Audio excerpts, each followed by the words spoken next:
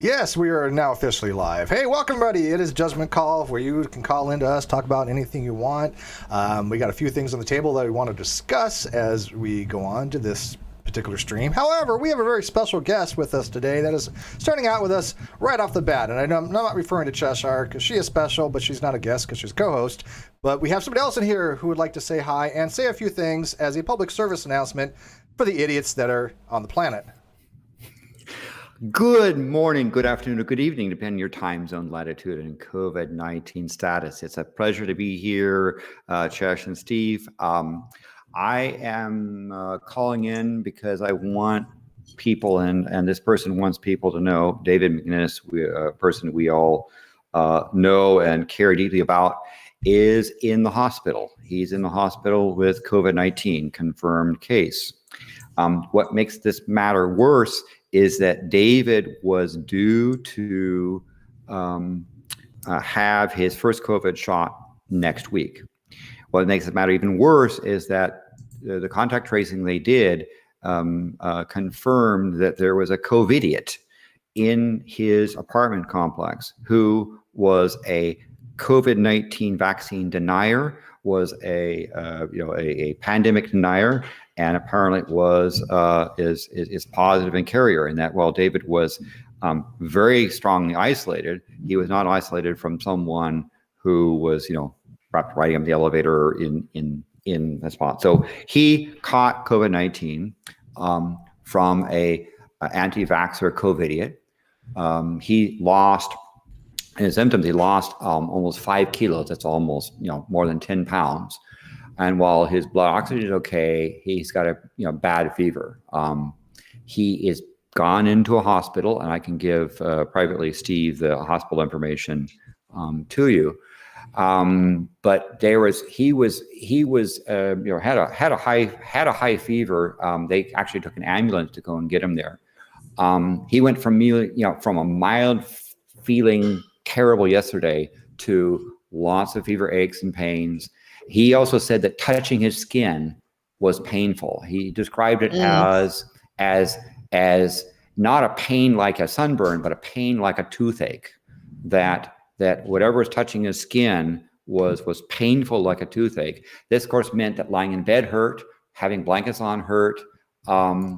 He said it's a weird sensation, and the best he could do, without going into outer space, is to stand in his bed, standing in his tub with hot water on his feet, but he couldn't really stand for long because he's feeling weak.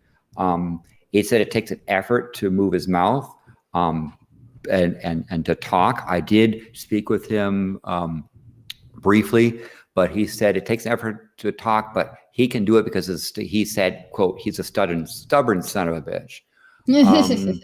They had to wait about 30 minutes to get an ambulance to him because of the load in the hospital. There was over 100 people acute in the hospital right now. Presumably a number of those might be COVID-19 related. And he's had an X-ray there just done. But he wanted me to send a message to folks. And he said, the fact that I'm 31 years old, and I'm in the hospital should be a lesson to those anti-science buffoons. He puts it so nicely. Even though he's sick, he's still so nice about it. Well, I assume that's part of being Canadian. He is, the one thing is, well, we have an interesting joke. He was the beginning onsets was sort of, he described it as a brain fog. I noticed because I was working with him as a producer for my YouTube channel, which has been delayed. And part of the delay was that he wasn't feeling up, and he was doing things like he would go and do a beautiful animation and then quit the animation when it was done, forgetting to save, right? Those sort of brain things where you save your work, we save your work kind of automatically. Those automatic things that you do start to slip away, right? And now in his brain fog, he actually referred to it as a brain frog. So, so I often, and I would Frog in call my you and brain. saying, how are you doing and how are your frogs, right? So Yeah. if those who know David, ask him about his frogs, because he and his brain frogs are having conversations. Well, he is definitely one of many people that I know have gotten COVID. Dr. John Kroon had COVID, said it was one of the worst experiences of his life. Somebody who I care about very close to me also just recently got COVID. She said it was like having hives and rashes and just like the worst flu kind of imaginable, although not quite exactly like the flu. And so You're going for your second shot soon. I'm going for my second shot. Yeah, I've had number one shot. The first shot of Moderna. My second shot's on the 28th, and then you're fully vaccinated 2 weeks afterwards. You're about 80% 2 weeks after the first shot. And what that does is it does two things. One, it obviously will, if you do catch it, which everybody eventually will, it'll much lessen the severity of the symptoms. Plus, it will, there's a little bit of less transmission, obviously, because you're not producing the virus as much because your body is fighting it off. So there's less viral components to be involved in that as well. So there's a couple factors of why everybody should get vaccinated. I don't understand why people are waiting. If it's available to you in your area, what the hell is stopping you? I mean, as soon as it became available here, I got an appointment.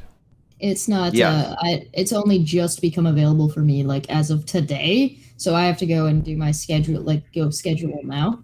I'm pretty sure I have to double check, but I got a message today saying like, hey, yeah, you can apply now. So I get to go do that today. Yay! Yay! I've had my second shot, and tomorrow will be my 2-week anniversary after my second shot. It was also Moderna. I want to urge people to get vaccinated, and as Steve said, one of the things that vaccination does is, should you contract it, you're far less likely to have to go into the hospital, right? Your immune system will fight it. Right. My observation from the second shot is that I felt like I was going to get sick, but I wasn't sick, right? Because the sensations that we know when we get sick. I feel like I'm getting sick, but you never actually get there. That's the best way to say it. I'm getting a head cold. I'm gonna eat some things I'm gonna make some like spicy red pepper, green pepper stir fry because it's chock full of vitamin C, and then you never actually get a head cold. You just feel like you're gonna get it, and then you don't. My first shot, it was minor. I mean, yeah, I could tell I had a shot. It was insignificant. I couldn't care less about it. It's been so long since I had to get like a. The second one I hear is worse. Even I was talking to Mark Pellegrino the other day. He had the second shot, and he was telling me that it was not great. He would have called into the show had he not been under the not feeling well. Because. He'll call in one of these days, but yeah. But that's one of the reasons why he didn't call in. He was just so out of it because the second shot messed him up. My advice on the shot is, as Jeff said, it's you feel like you're coming down with something. We all know that experience of feeling like we're coming down with something. I presume that's my response to physiological reaction of my immune system kicking into high gear, right? Yeah. And so we've learned that when the immune system kicks into high gear, we kind of get that thing, and then the onset. You never get sick. But people have to understand, they're not injecting you with a live or even diminished virus. This is an mRNA vaccine. It's completely different how it works, and so they're not giving little pointy bits. Yeah, they're not giving you the virus. They're giving your body a blueprint, basically, to how to manufacture antiviral things for your body in case you do get it. It knows how to fight it.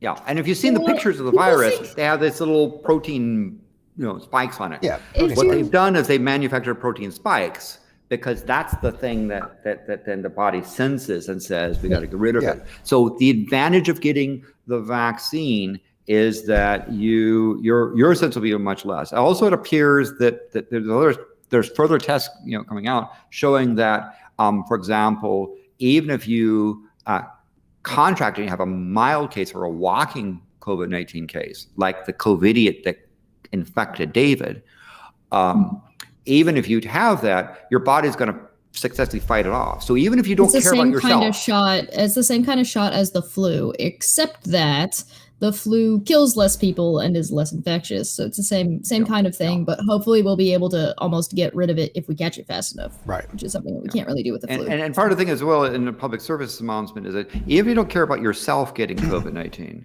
you could be like that COVIDiot walking around as a carrier infecting other people. So as a sort of a charity to like others. Criminal negligence at this point. My roommates won't get it. They're adamant. They're not going to get anti-vax, and I'm like, I just stay away from them. But I'm just like, look, don't come to me crying when you do get it, and you're going to be miserable, and I'm not, because I'm not a COVIDiot. Yeah, I've lost 2 friends so far who've died. One, John Horton Conway, died of COVID-19, and another one is Gene Smith. And if you don't know who Conway is, look it up.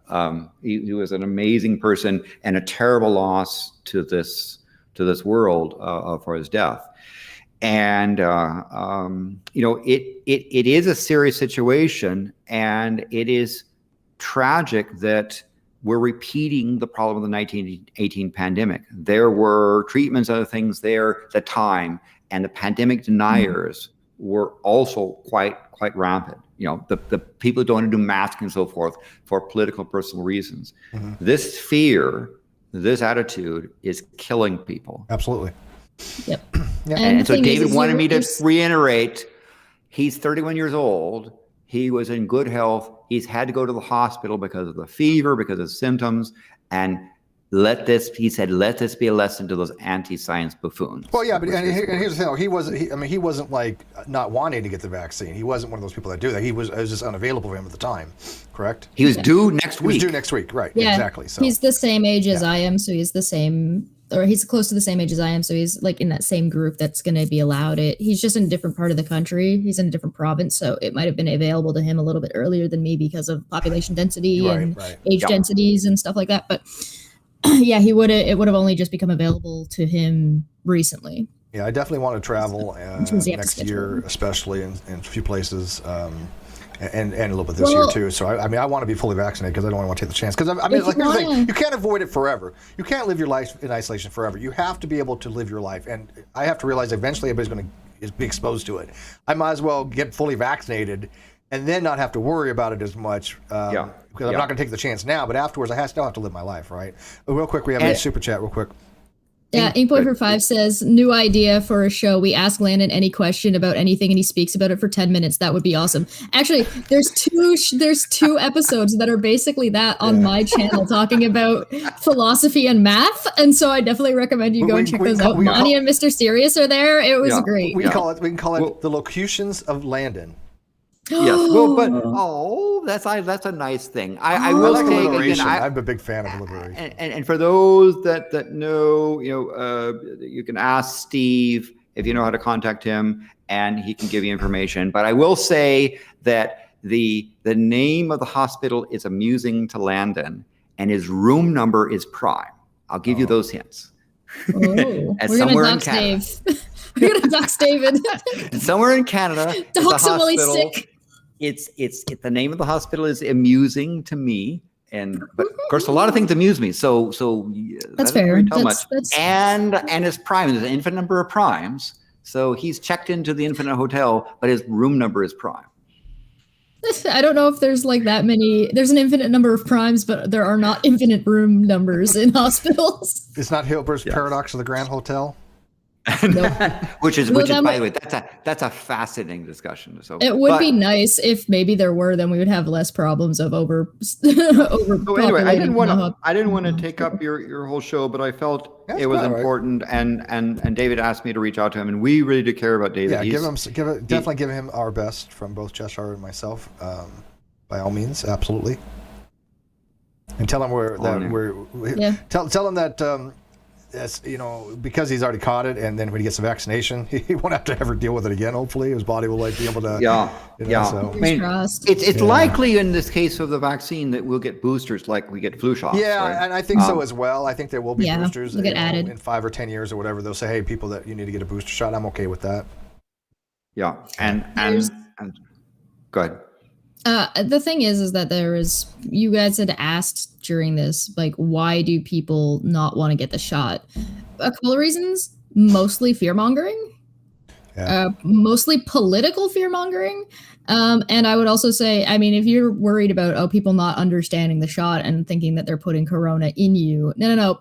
People are afraid there's a microchip in there. You don't need to worry about people not understanding the nuances. Well, they think there's a microchip in it. Like, nobody needs to microchip you to track you. You have a phone, dumbass. Yeah, exactly, right? The government doesn't need a microchip. Man, that 5G on your phone. There's a GPS in your car. There's a GPS in your phone. There's probably one in your tooth from your dentist. You want to be afraid of somebody, it should be your dentist. But I got two roommates, my landlord included, that are both Trump supporters. Don't be afraid of your dentist, right? And so they're Trump supporters, so they actually believe that things like the cure is worse than the actual COVID kind of thing. The vax is worse, and I'm like, I don't know where you get your information from. Then why would we do it, you dumb fuck? These are not the epitome of critical thinkers. Okay, they're not the apex. No, let me tell you there. Yes. No, I understand is that the U.S. has a cult of political personality, and I think that group, some members of that group do qualify as being a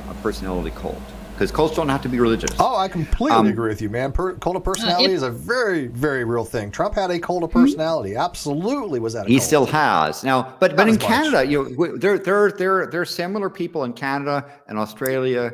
I don't obviously they're not necessarily Trumpers up there, but what do you think? There's a couple of Trumpers up here. Oh well. Yeah. Sorry, Mark, Canada. I know they get shut down pretty hard. They're mostly in like very, very rural, middle of nowhere Alberta, like in the middle of nowhere Saskatchewan, and so it's like they're so far removed from anything that is actually happening because they live in the middle of corn, and there's like nothing else. The middle of corn. Because I assume it's Mad Max and his corn. Yeah. I assume it's Mad Max and his supporters that are there. But yes, there are people that are concerned from it being anti-vaxxer. There are people that are concerned from a religious point of view. There are religious people coming out and saying it's a sin to get vaccinated. Yeah, well,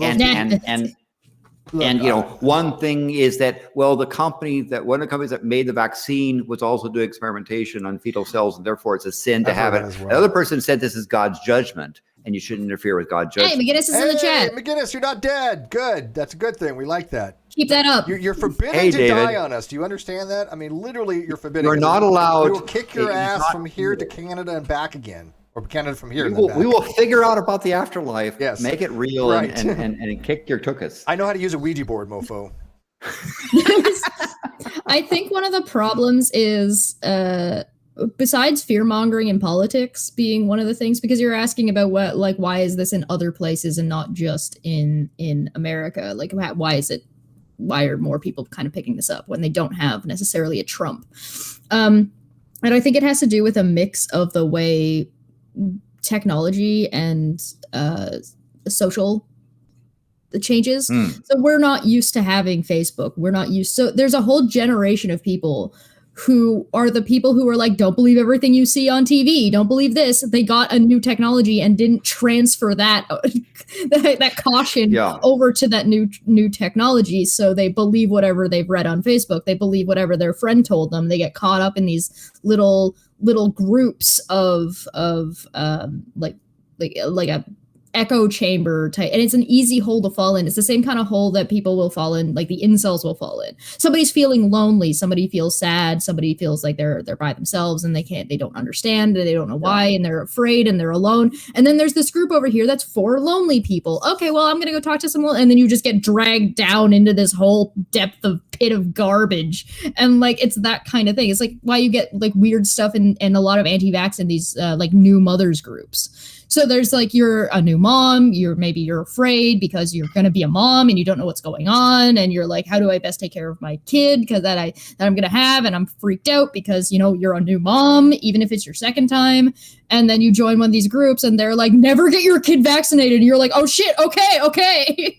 And it's just you get dragged down into these holes. And because like, that's more and more accessible with less and less, pushback, like it's really hard to push back into a group that is basically self-isolated. You don't even know who's in the group, So how could you possibly push back into that? Then you've got like, say the mom has, or the pregnant woman has become anti-vax and has like slowly gotten dragged down over time. The husband doesn't notice because she's only having these conversations online. She's not talking to him about it. And then all of a sudden your significant other has switched to, oh no, vaccines are evil, 5G, blah, blah, blah, blah, blah, blah. And the husband's like, oh, this is a thing now. Not to mention like the hormones are going crazy. You've got this, that, and the other thing going on. So it's like, it's so easy to get caught up in something like this, particularly when you're in a vulnerable state.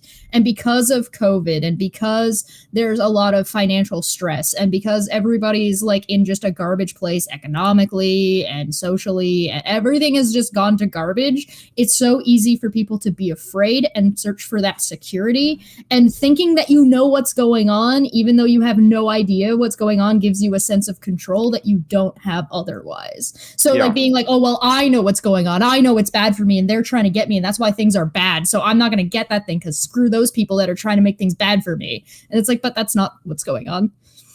Very, very, very good points there, Chesh. And you know, and so you mentioned sort of the fear part. You know, there's also, as we saw with the 1918 pandemic fatigue, where, you know, I get it. Yeah. It comes, you know, there's a time you have to get out of the car to go into the bank and you got to, oh yeah, go and put my mask over. You know, it's not convenient, and I understand that the frustration is there. But remember again, I'll repeat it again for those, what David said is the fact that I am 31 years old and in the hospital should be a lesson to those anti-science buffoons.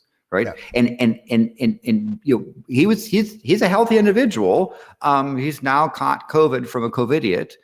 And again, I know that there's you know, that there are just generic anti-vaxxers out there. I know that there's also tragically the whole religious group that's sort of saying, you know, don't get vaccinated. And then of course there's political cult of personalities that where the pandemic has been politicized, and for that person, let's name in U.S. Trump, to promote and to encourage and aid and abet the politicization of COVID is probably the worst thing that he has done in his life. Yeah, I agree. And he needs to be held legally accountable for that. Yeah, I think it's ethically and legally. So we have a super chat. In Canada, something that happened. Okay, super chat.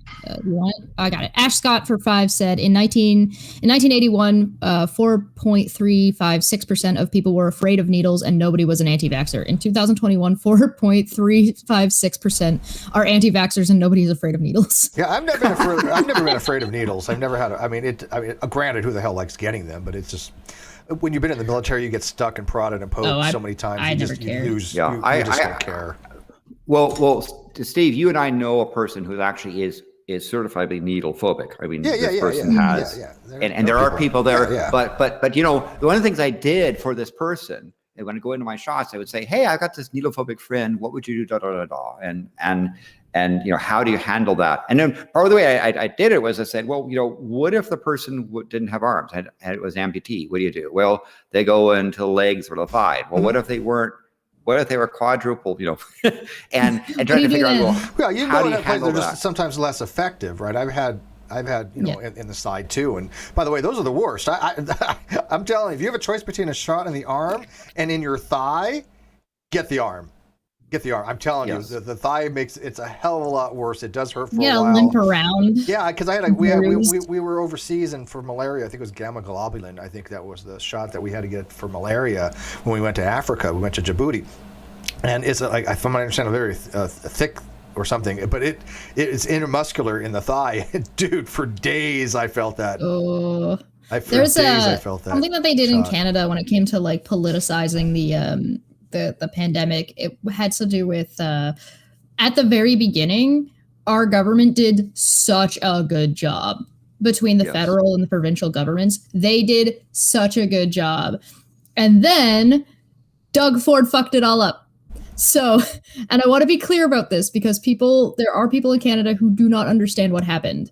People are like, well, why we didn't get the stuff because the federal government wasn't giving us the shots. They messed up the order. No, the provincial government of Ontario put some garbage in the way that made it so that the federal government couldn't give them the stuff. Then the provincial government were making demands that the federal government had to do so that they could get to give them the vaccine. And we're talking about Ford. So basically the conservatives shot themselves in the foot and then said, federal government, how could you do this? You can't fix my foot until you do this extra stuff, until you clean my car. Like, okay, no. In California, we're lifting the mask. We're lifting the mask mandate June NDP. 15th for those who are vaccinated, and you get a little card like this, right? So you get a card like this, if you can see it. Wait. Put it in front of your face. No, there you go. Yeah. Whatever.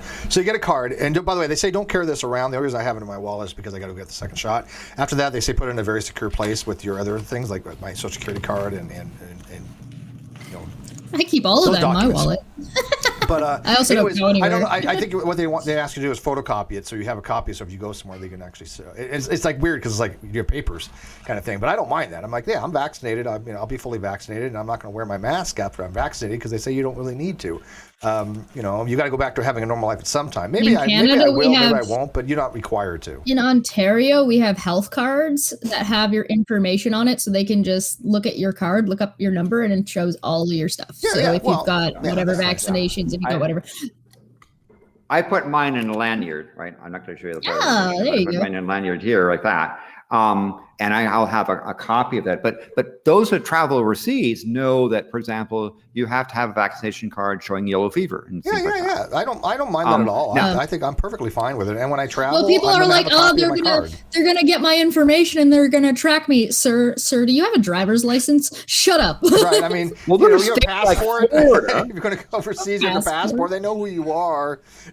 Here's a fun fact: those people that care so much about security, nobody gives a shit about you. The government doesn't care. The government never cares about anybody. Let's be realistic. You think they give a special thing for you? No. So you can't have it both ways. Either the government doesn't care about the people, or they care to so much that they're trying to track you down wherever you go. You can't have it both ways. Intrigued Feline has a question for Landon, and they say, "Can you ask Landon my question? In contrast, what's your thoughts on Biden's presidency thus far, in particular with the pandemic?" I think that Biden is doing the best he can. I think he did very well in terms of showing leadership at the federal level to be able to ramp up the distribution of the vaccines. And so I want to give him good marks for that. We had Trump was president. For Trump, the vaccine was a personal inconvenience to him to make him look bad. And so that's why he went on, I believe, the political rampage of trying to downplay it and say it's all over and so forth, and then try to minimize when he had it, how severe it was. Or Biden, I think, has done a much better job because you do need that leadership at the federal level. We are getting better and better vaccination rates. We're not perfect because we got resistance. And in particular, it's the politicization of the pandemic that's unforgivable. And by the way, this is not just a Republican thing, right? If you go to the UK, there's Tories over there that are doing stuff. If you go over into Australia, you got the Nationals and that sort of thing playing this sort of card in it. It really is a kind of a sick process by which there. Now, I expect that things like the Catholic Church, and if there was a hell, I hope a couple of those bishops might spend some time in there telling their flock that it is a sin to get vaccinated, right? Listen, that I think is also disgusting. COVID away. Blow the wind of God. So and then the religious set of stuff. And there's evangelical religious people that have a political bent on it, as well as anti-vax stuff. So I imagine this is not new, sadly. Yeah, there's a handful of people, and they've kind of religious sort of extremists. I don't even want to name a sect of any kind of religion because it's just extremists of whatever sect. Because it usually doesn't represent the majority. But these extremists are in the, oh my God, you can't change your DNA because that's changing the work of God, and the vaccine is going to change your DNA. And it's like, no, stop, please. No, it is the studies. There's a study that I thought was credible that talked about what does it take to convince somebody to change their mind. And having politicians come on the air and say things tends to dig in. If you are politically resistant, having a politician tell you that makes it worse. Some people having doctors, if they're anti-vaxxer, but having your clergy say worse, it, right?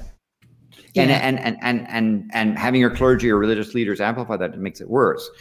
What they found that was effective is people who had who contracted it. So in this particular case, there was a well-known sort of right-wing media star that came in and said, "I had it, get the shot." And that started to turn people. Yeah, because if people minds. are denying that it exists and they're part of that group of people, and it's consistently that group of people, then having somebody who's like a strong face within that group of people saying that will be like, oh, so it's real because we trust that individual, we trust that personality. Yeah. Yes. So I mean, if you flipped it around and Trump came out and said, "Hey, listen, COVID is real. The government's was trying to trick you into getting it if you get the shot because corporations are going to help you and save you, so you go get," that would probably flip a lot of people. Well, what's funny is he caught it himself, right? But he was fortunate. Yes. He had obviously a huge medical attention, but he didn't catch it as bad as some other people. Had he might have had a very different approach afterwards. I don't know. I don't know that he would. Maybe. I don't know because I doubt it too. He was very cavalier about the whole thing. He placates to a base of idiots. Let's be realistic here. And what we know now is that he was in a very serious situation. Right. He survived. Yeah. He caught it. He survived, and then continued to anti-mask. For example, where we know that masking was a really effective way to minimize the ability to transmit.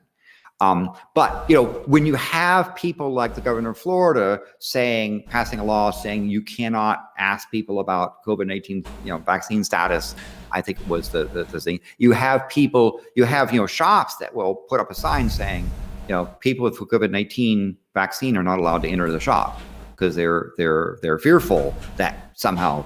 I don't know. It doesn't make sense. My suggestion, if you encounter someone who is resistance, is to go. Don't argue with them, but go tangentially. So, for example, in Peng Meng's chat, there's a person who was giving various excuses to why they couldn't get the shot, and I would just say excuses. I wouldn't address it. This is not like a flu shot. This is not like. People that decide not to get the flu shot. I understand there's some reasons for that because look, the reality on the flu shot is the fact that they're 3 years out. I would recommend it for like the older people and stuff like that. But if you decide not to get the flu shot, you're not an anti-vaxxer. I get that because there's so many different strains of the flu. This is a serious pandemic though, and this is something that the people that have got it, there's a much more higher mortality rate and vector rate. The transmission is much higher. So okay. Well, Steve, you say you live with two people that are adamant on there. What would you think it would take to convince them, or what's your approach and handling those two people? There is no approach I can do. They're adamant about it. This is your roommates. Yeah. One the says, thing is sometimes maybe after it's been tested more. I think maybe, but it's that's an excuse. It's not true. I believe. Sometimes you're not the right person to do the convincing. Yes. So sometimes it really doesn't matter. You're too close. Yeah, you're the wrong person other people can, for them to talk. I don't talk to them about it any longer. Right, exactly. So because you've already done your part and done what you can, there's nothing more you can really do, and you just kind of got to leave them alone about it and just stay the hell away from them, and they'll have to suffer the consequences of no longer having any kind of relationship with you as a person. Because sometimes this is people's family. Well, I don't. So sometimes I'm not that close to them. But. Right, I'm kind of branching out a little bit more. So it's sometimes this is like your mom or your dad or your brother or your sister, and sometimes you've got a newborn. Say you have a sister, and your sister has a kid, and you have a kid, and they're anti-vax. You don't want their kid or them around your kid because they're gonna get your kid sick because they're not vaccinated. So now you're in a position where they are forcing you to cut them off. You have to go no contact. You don't have a choice. You might be able to talk to them on the computer or whatever, but you have to keep them the hell away from you. This isn't even necessarily in pandemic times. This is just regular days. You can't you can't be having people who are anti-vax and are not vaccinated around your children, because children are very susceptible, particularly like baby people. Baby people are are very like fragile. When you're let me ask you, stage. Landon, do you think that if they had not developed these vaccines, which by the way were unprecedented in the amount of time it took, don't let people like that turn it around on you. Do not let people that you have to cut off because of their shitty decisions turn around and say you're a bad person for cutting them off. Oh, you won't even let me see my nephew. Well, you're the one who's not willing to do the things you need to do to see your nephew. Fuck you. Sorry. So it's okay. So so these vaccines were unprecedented how quickly they got to move through. But if we didn't have that technology, if this wasn't in 2021 and 2020, starting in 2019 or whatever, if this was back 100 years ago, do you think that it would have been worse than the Spanish flu, which killed like hundreds of millions of people, 500 million people, something like that? Quite possibly. And let's look at India as an example, where they only have like 0.13% of the population was vaccinated, or something very low number like that. And the number of people that are catching it is extraordinary. And problem in India is their system is overwhelmed. They're not even able to count the dead bodies, right? And many Indians are now, when they catch COVID-19, are hospice at home and dying and being cremated in the backyard. It is extraordinary what's happening there. And what's worse is that those intense breeding grounds for COVID-19 allow for variants to happen. Now, fortunately, the way that I was told the way that the virus works, the protein spikes are still there. The difference from these variants is that some of these variants are much more transmissible, right? That the mutations that are there internally have caused the certain strains to jump more effectively. It's easier to catch it.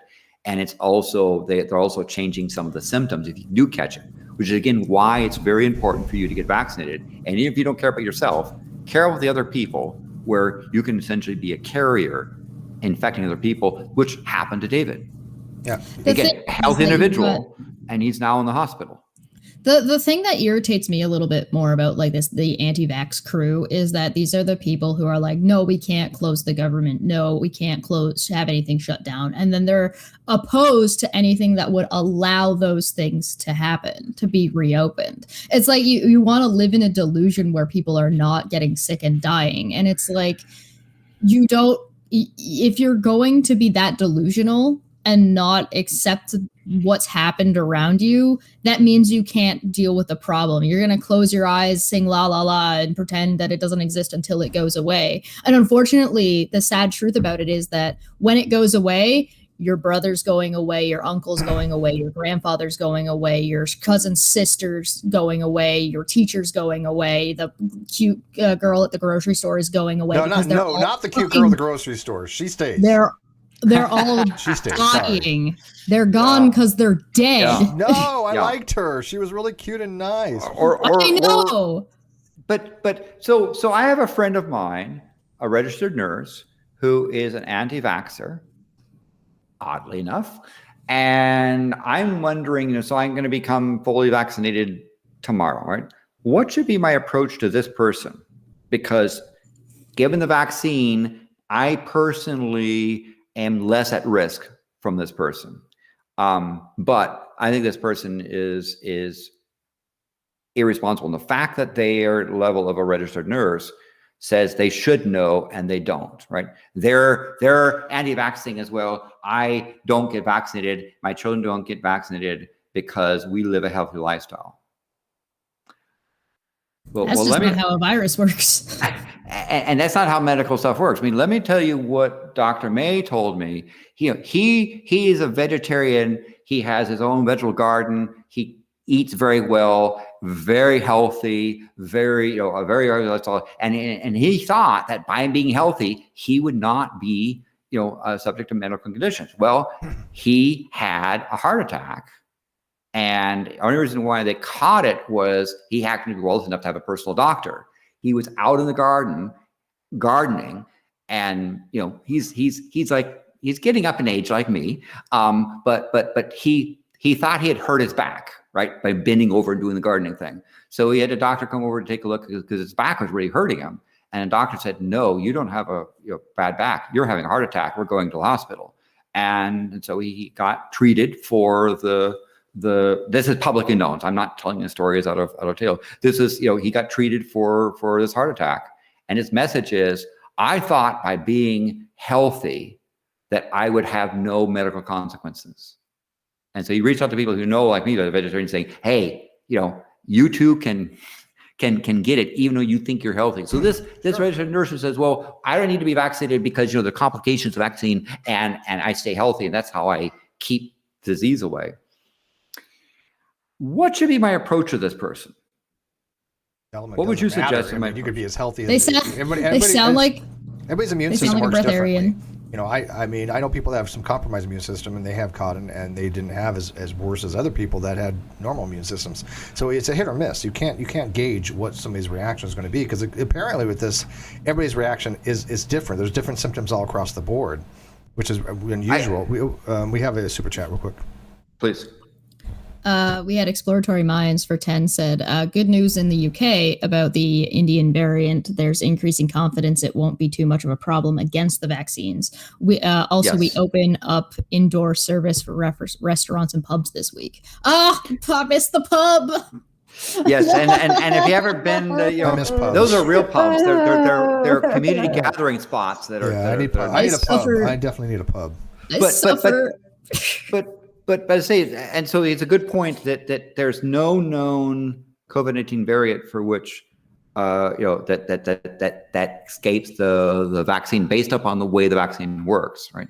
And how things evolve. There are variants in terms of how well it affects and what it does when you catch it. Yeah. But the vaccine is effective against all in known Canada. variants. If you're a nurse, you have to be fully vaccinated. You don't have a choice. So what should it do? So here's a case where I'm going to encounter this person again, and normally I would say, "Hey, my friend David, But this person, it's like your roommate you have to interact with. Do I just not bring up the subject? Try to convince them to become a breatharian for the exact same reasons they're not doing vaccinations. See how that works out for them. Okay, so hear me out. That's actually a tactic. You try to convince them of something that's more ridiculous to see if their reasoning works. And then when they argue against that and say, well, that's stupid because of this reason and this reason, you go, yeah, it is. And then you just flip it all right back around, and it kind of opens their brain up a little bit because they're accepting that these arguments are poor arguments. And now that they have to acknowledge that, but those are the arguments you're using against this. Right. And now they're kind of confronted right in their face about poor argumentation or poor reasoning, at the very least. You get them to debunk themselves. But the other thing is you just don't bring it up. Like I imagine Steve with your roommates, you just don't bring it up. And that's in some cases. Not really. I mean, I did the other day, but it was only because I was telling my landlord I'm going to go out of town here next month, but I'm waiting to my 2 weeks after my second dose, and he's like, well, I'm not going to bother with that. I'm not. There's too many side effects, kind of shit. And I'm like, okay, well, when you catch it, just suffer in your own way, but I'm not going to. I don't like suffering. I don't like. I know that the chances of getting it is pretty close to 100% at some point. Still, but I talked to people, also that are nurses, a nurse, and she said, someone who's on who's in the ICU and is dying is still COVID-19 deniers. Amazing. And would say, when you try to inject stuff, he said, "You're not giving me any vaccine, are you? I don't want any vaccine," right? Natural selection, man. It's Darwinism. What do you want? I mean, I hate to say it, but that's really at that point, those people have decided to exclude themselves from humanity, and they have a right to do it. But I think a lot of it is mentally. I think a lot of them do need mental help, and it's a shame, but that they're not getting it. But I think a lot of people need to be psychologically evaluated when they're in that condition. I feel I need at least vent or say something. Because I don't want to damage myself when I'm agreeing with this person and sort of wall off this whole thing. Yeah, right? Well, I mean, eventually you just have to stop bringing it up. I mean, it's like any other thing where if you have a certain person who just will not, concede they have an irrational position, then there's no point of trying to have an irrational conversation with them. and I can at least express myself and say, yeah, there's some situations where you instead of like bringing up this kind of, because you're kind of talking about like, well, how do I talk to this person? How do I convince them? And sometimes you don't convince somebody through just casually bringing something up. You sit them down and say, listen, we need to talk. We need to have a conversation about this, and have your stuff ready, have your statistics ready, have your information ready, and then be like, what, you explain to me what your problem is. And then if their problem is like, oh, microchips, you go, listen, here's a picture of a needle. Here's how big it would need to be to get a microchip in. And here's a picture of the covfefe needle. That's not going to go that way. Technology right? For ICs now.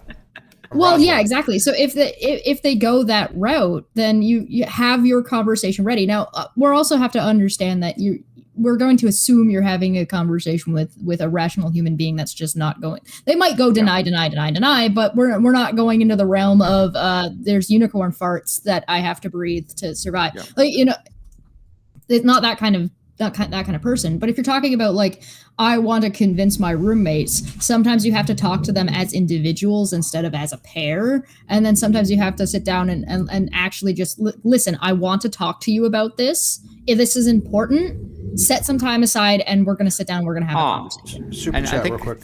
Helios 575 for $5. Thank you, Helios. Hope things are well with you, my friend. He says, I go with the analogy to try to break through mental blocks. The most likely place for a professional swimmer is to drown is the shallow end of the pool. I don't know if that's true. Is that true? I don't know. But they're professional swimmers who can definitely drown. But yeah, I mean, I think analogy works for people that have mental blocks like that. But let's say though, like I say, hey, Landon, dude, 4 is a prime number. You're just wrong. You don't know anything about primes, dude. Yes. You're competent in math. 4 is a prime number. I believe this because the government is hiding the fact from you that 4 is a prime number. And you say, what's 2 times 2? And you say, well, that's those people. Now you're just playing mathematical games. Yes. Yeah. So I think, Cheshi, you raise a point. If you choose to try to convince someone to set time aside when you're not in the heat of the moment and do a one-on-one personal thing and convey the importance. Yeah. Don't get mad. Don't get angry. Be as understanding as you possibly. Okay, so I had that conversation with Gary. I wasn't trying to convince Gary, but I wanted to sit down and have a conversation to understand. And sometimes the best way to convince somebody who seems unconvincible is to make sure that you understand them, because a lot of the times people will reject what you're saying because they think you just don't get it. They think you just don't understand what they're saying. And because you don't understand what they're saying, they can dismiss everything that you're saying, which is not correct, but it's a kind of like a brain mind, like where your brain is at. So if somebody says, hey, listen, I think you should go and have this conversation, and I say, you don't understand where I'm coming from, I'm not going to go have that conversation. And they say, okay, but here's the reasons why you should have that conversation. If I think that you don't understand why I'm not having that conversation, why would I take your advice? Yes. Right? So how do that dialogue, have the conversation, try to understand, right, and then try to convey, to see if you can turn it around and have them understand your concerns. Exactly. But don't try to convince them. Convince them that you understand. Make them believe that you understand them. Yeah. Convince them. That's a good point. Convince them that you understand what they're saying. Well, that's one of the things I keep asking people. Try not to invalidate them. I say, look, according to Rapport's rules, if you want to engage me on my arguments, I need to understand that you understand what my argument actually is. So we're arguing the same thing, or about the same thing, and having a disagreement on the same thing. If not, then you're just straw manning and wasting my time. Do you know how many people in a Facebook group to date that have said that I'm wrong, or I'm this, or I'm that, whatever, and I ask them, what is my argument? How many of them have actually told me what my argument is? I can tell you right now, it's not a prime number, but it's less than 1 and greater than -1. They just disagree. Their argument is they disagree with you about 0.9999 repeating, right? That's their argument. Yeah, it's Which bizarre is not an because argument. I would like one person and no offense, I don't think Landon, do you even know my atheist semantic collapse argument? Can you articulate it? You're a genius, and I doubt you can explain to me because you just really never looked into it, but maybe you can. I mean, what's the argument? So I have to study your previous thing when you were responding to that Catholic priest who was talking to atheists. Oh, that was good. Right? I liked that. That was fun. And I would invite people to watch that video because you give some very concise things. Thank you. I thought I did a pretty decent job on that. Now the problem, and I blame you, Steve, is that when someone says, "Are you an atheist?" I say something like, "Well, technically, no, I'm an agnostic, but if you mean colloquially, and I hope Steve will forgive me, the answer is yes." Yeah, that's well, fine, it's local versus you're a local atheist, but my atheist semantic collapse argument is a very specific argument, and other than Josh Garver, who's a mathematician, I don't think anybody's actually even understood the argument besides maybe Sephardi, I think, does. But the argument is really simple. All it is if you label the sub alterations the same thing, it results in a semantic collapse where you have certain words that mean the same thing as other words. It has no indistinguishability. So you have a person that's either atheist, theist, and agnostic at the same time, merely because the sub alterations are labeled the same way. Yeah. That's the atheist semantic argument. Well, and Steve, I would say that Steve, what I characterize what you were saying was that, in a mathematical system, you're building an axiomatic system and you run into contradictions. Mm-hmm. Right. If you go that line and you start to reduce it down to formal logic, you end up with contradictions, and that says something about your axioms, what you consider if you got contradictions true in your system, your axioms need to be reevaluated. Yeah, and some of those contradictions can be because in philosophy, words can be sometimes fuzzy, and you end up with different meanings of the same word. Right. Sometimes your logic is bad. I have a guy who's a graduate. Real quick, I have a guy who's a graduate student in logic right now. He is formalizing my argument, and he disagrees with me. Well, no, I shouldn't say he disagrees with me epistemically. We actually talked the other day. We actually, I think, on the same page.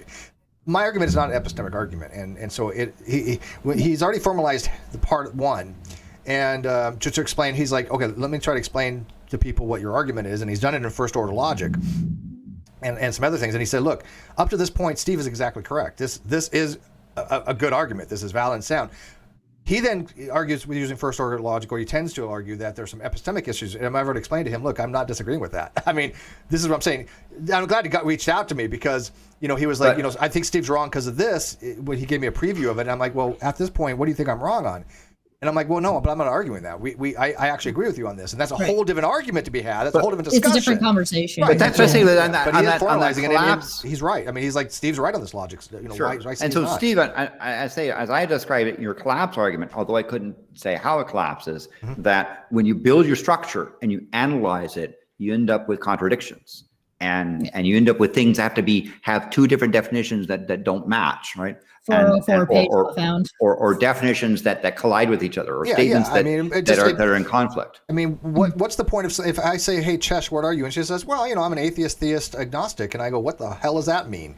With the atheist semantic collapse argument, I'm an agnostic atheist. It wouldn't even be a contradiction at that point. It would actually be what she's calling herself, but all three of those things mean the exact same thing logically. What are you confused?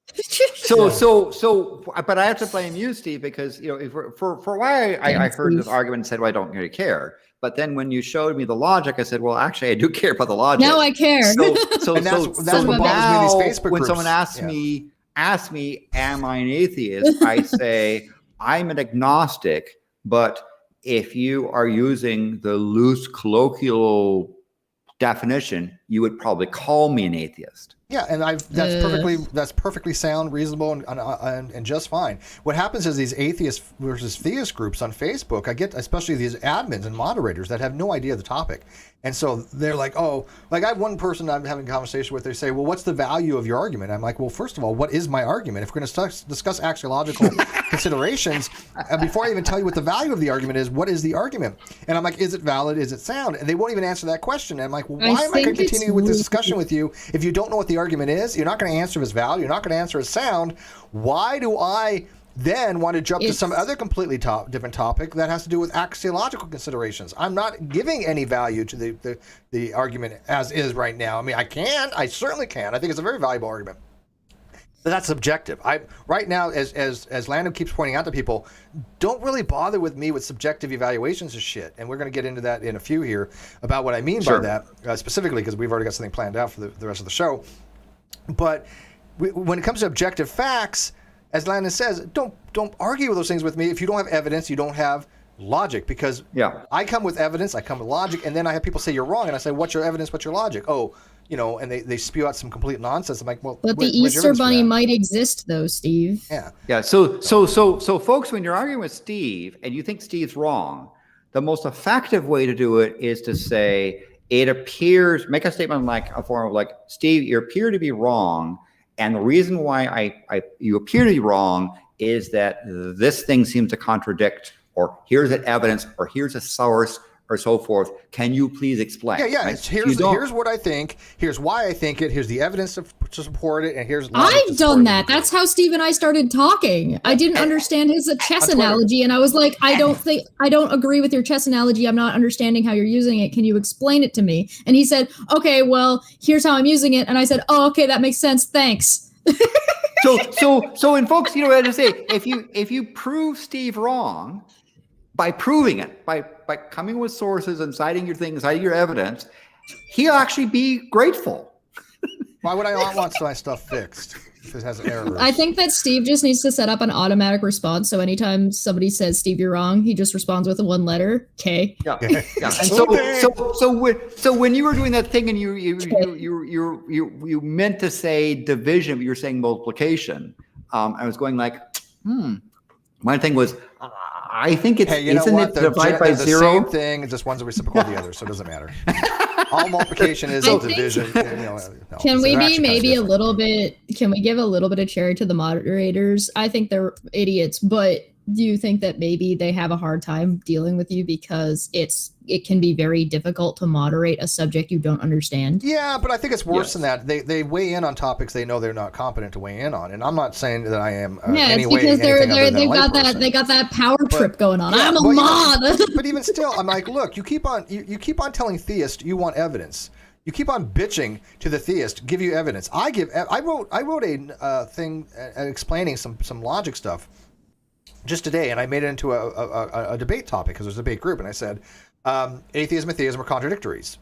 And I'm like, I will argue that they are. Here's my evidence. I quoted, Oppie, and I showed the logic and Demi. And the response was, something very banal, banal and puerile. It's basically somebody saying, oh, if you're not atheist, you're a theist. If you're not theist, you're an atheist. That's all they would respond. I'm like, that's not an argument. That is an assertion. I think you're right. So let's say it's a thing that bring forward evidence. And so if you think Steve is saying something wrong, do a little homework and try to come up with a thing of saying conversation of Steve. I'm confused about what you're saying here. It seemed to be in conflict with this known fact source. Please explain. Right? Yeah, you'll get a very good reception. And if it turns out you're right and Steve's wrong, he'll actually be appreciative. Now, and come with academic sources. Don't just cite me some Google dictionary. You're wasting everybody's time. Don't say in my opinion, blah blah blah, because that's not an argument. The thing I find is worse than the atheist-theist discussion groups are the atheist-atheist discussion groups, where they're hostile you have to each other. And there's an atheist personality. The toxicity. That just says, Steve's flat out wrong. Why? Because they say so, right? Just genetic fallacy. And I want to say to the person, but people say the Bible's true because they say so. I'm not going to mention their name, Landon. I'm not going to mention their name because I know exactly who you're talking about. But we're not mentioning their name. But can you, for the record, at least say that they're absolutely wrong when they keep telling people that they're wrong about that I'm wrong? Well, in fact, I conveyed that to this person, saying your argument is the same form as people saying the Bible is true because it says so. Yes, it's circular shit. And I said, so how are you differentiating your argument from this? And the person didn't really have a response. They weren't uncharitable. They were just not pleased that they were shocked. Yeah, well, we're gonna move along a little bit because we want to get this in before the end of the show. But there's a video that somebody pointed out to me. It was a friend of mine named Segmentation Fault had pointed this video out to me. How dare they? What? How dare they point this out to you? Oh, I know, because I thought you liked me, and he's like, I'm like, why are you So making me suffer through this? Why are you making me suffer through this 40 hours of nonsense? So, and Segmentation Fault is a smart guy. I'm telling you right now, he is really well educated. I'm not going to get into his details, but the dude, that's interesting. Extremely well educated. I mean, he's working. By the way, Segmentation Fault is Signal 11 in Unix. Oh, okay. And so I had this video from a guy who called last week. His name's Positively Atheist, right? And oh god, I decided to watch his video. I was going to review it on Sunday cold. And I mentioned to Cheshire, do you want to do this with me? And she said, well, why don't we wait till Wednesday? Why don't we have a Colin's show on Monday? And because I said, yeah, it was my mom's birthday. Everybody say happy birthday to my mom. Happy birthday, Mom. Happy birthday to your mom. Happy birthday to your mom. So we're going to do a special caffeine corner Happy on birthday Wednesday to your mom. To watch this video. And I don't know how we're going to do a 40-hour video because 5-minute videos take an hour for me. But we'll manage. But there's with both. I left a comment on this video, and we're going to show you guys the comment that was left afterwards and stuff like that, and how these conversations generally go, and why I don't give a shit about these subjective evaluations of my personality, or how I do a pedagogical approach, or anything. Look, I'm not a teacher. I'm not a philosopher. I have no onus to educate anybody. I do this because I enjoy it, and if people want to come along for the ride, great. But don't approach me on, oh, Steve, I don't like your approach on how you teach people. I'm not a fucking teacher, and if I was, everybody has different styles. That's not an argument. Yep. Okay. That's like saying I don't like my math teacher because they don't take any shit. Yeah. Well, I'll get a different math teacher then. Fuck off. I don't understand that argument. So, but watch Steve, and Jess, subscribe, become patrons, all the good things, and because when you catch them on a mistake, and he's human, he makes mistakes, and you are able to learn how to bring up a mistake effectively and have a dialogue, you will benefit. Yeah. Well, yeah, this is stuff that doesn't just apply in these stupid online arguments. This is stuff that can apply, like, I disagree with my boss about this. How do I talk to my boss about this? Or my boss is cantankerous, or this work person I'm with keeps taking my lunch out of the fridge. What do I do about it? Yeah. And I apologize for hijacking this show.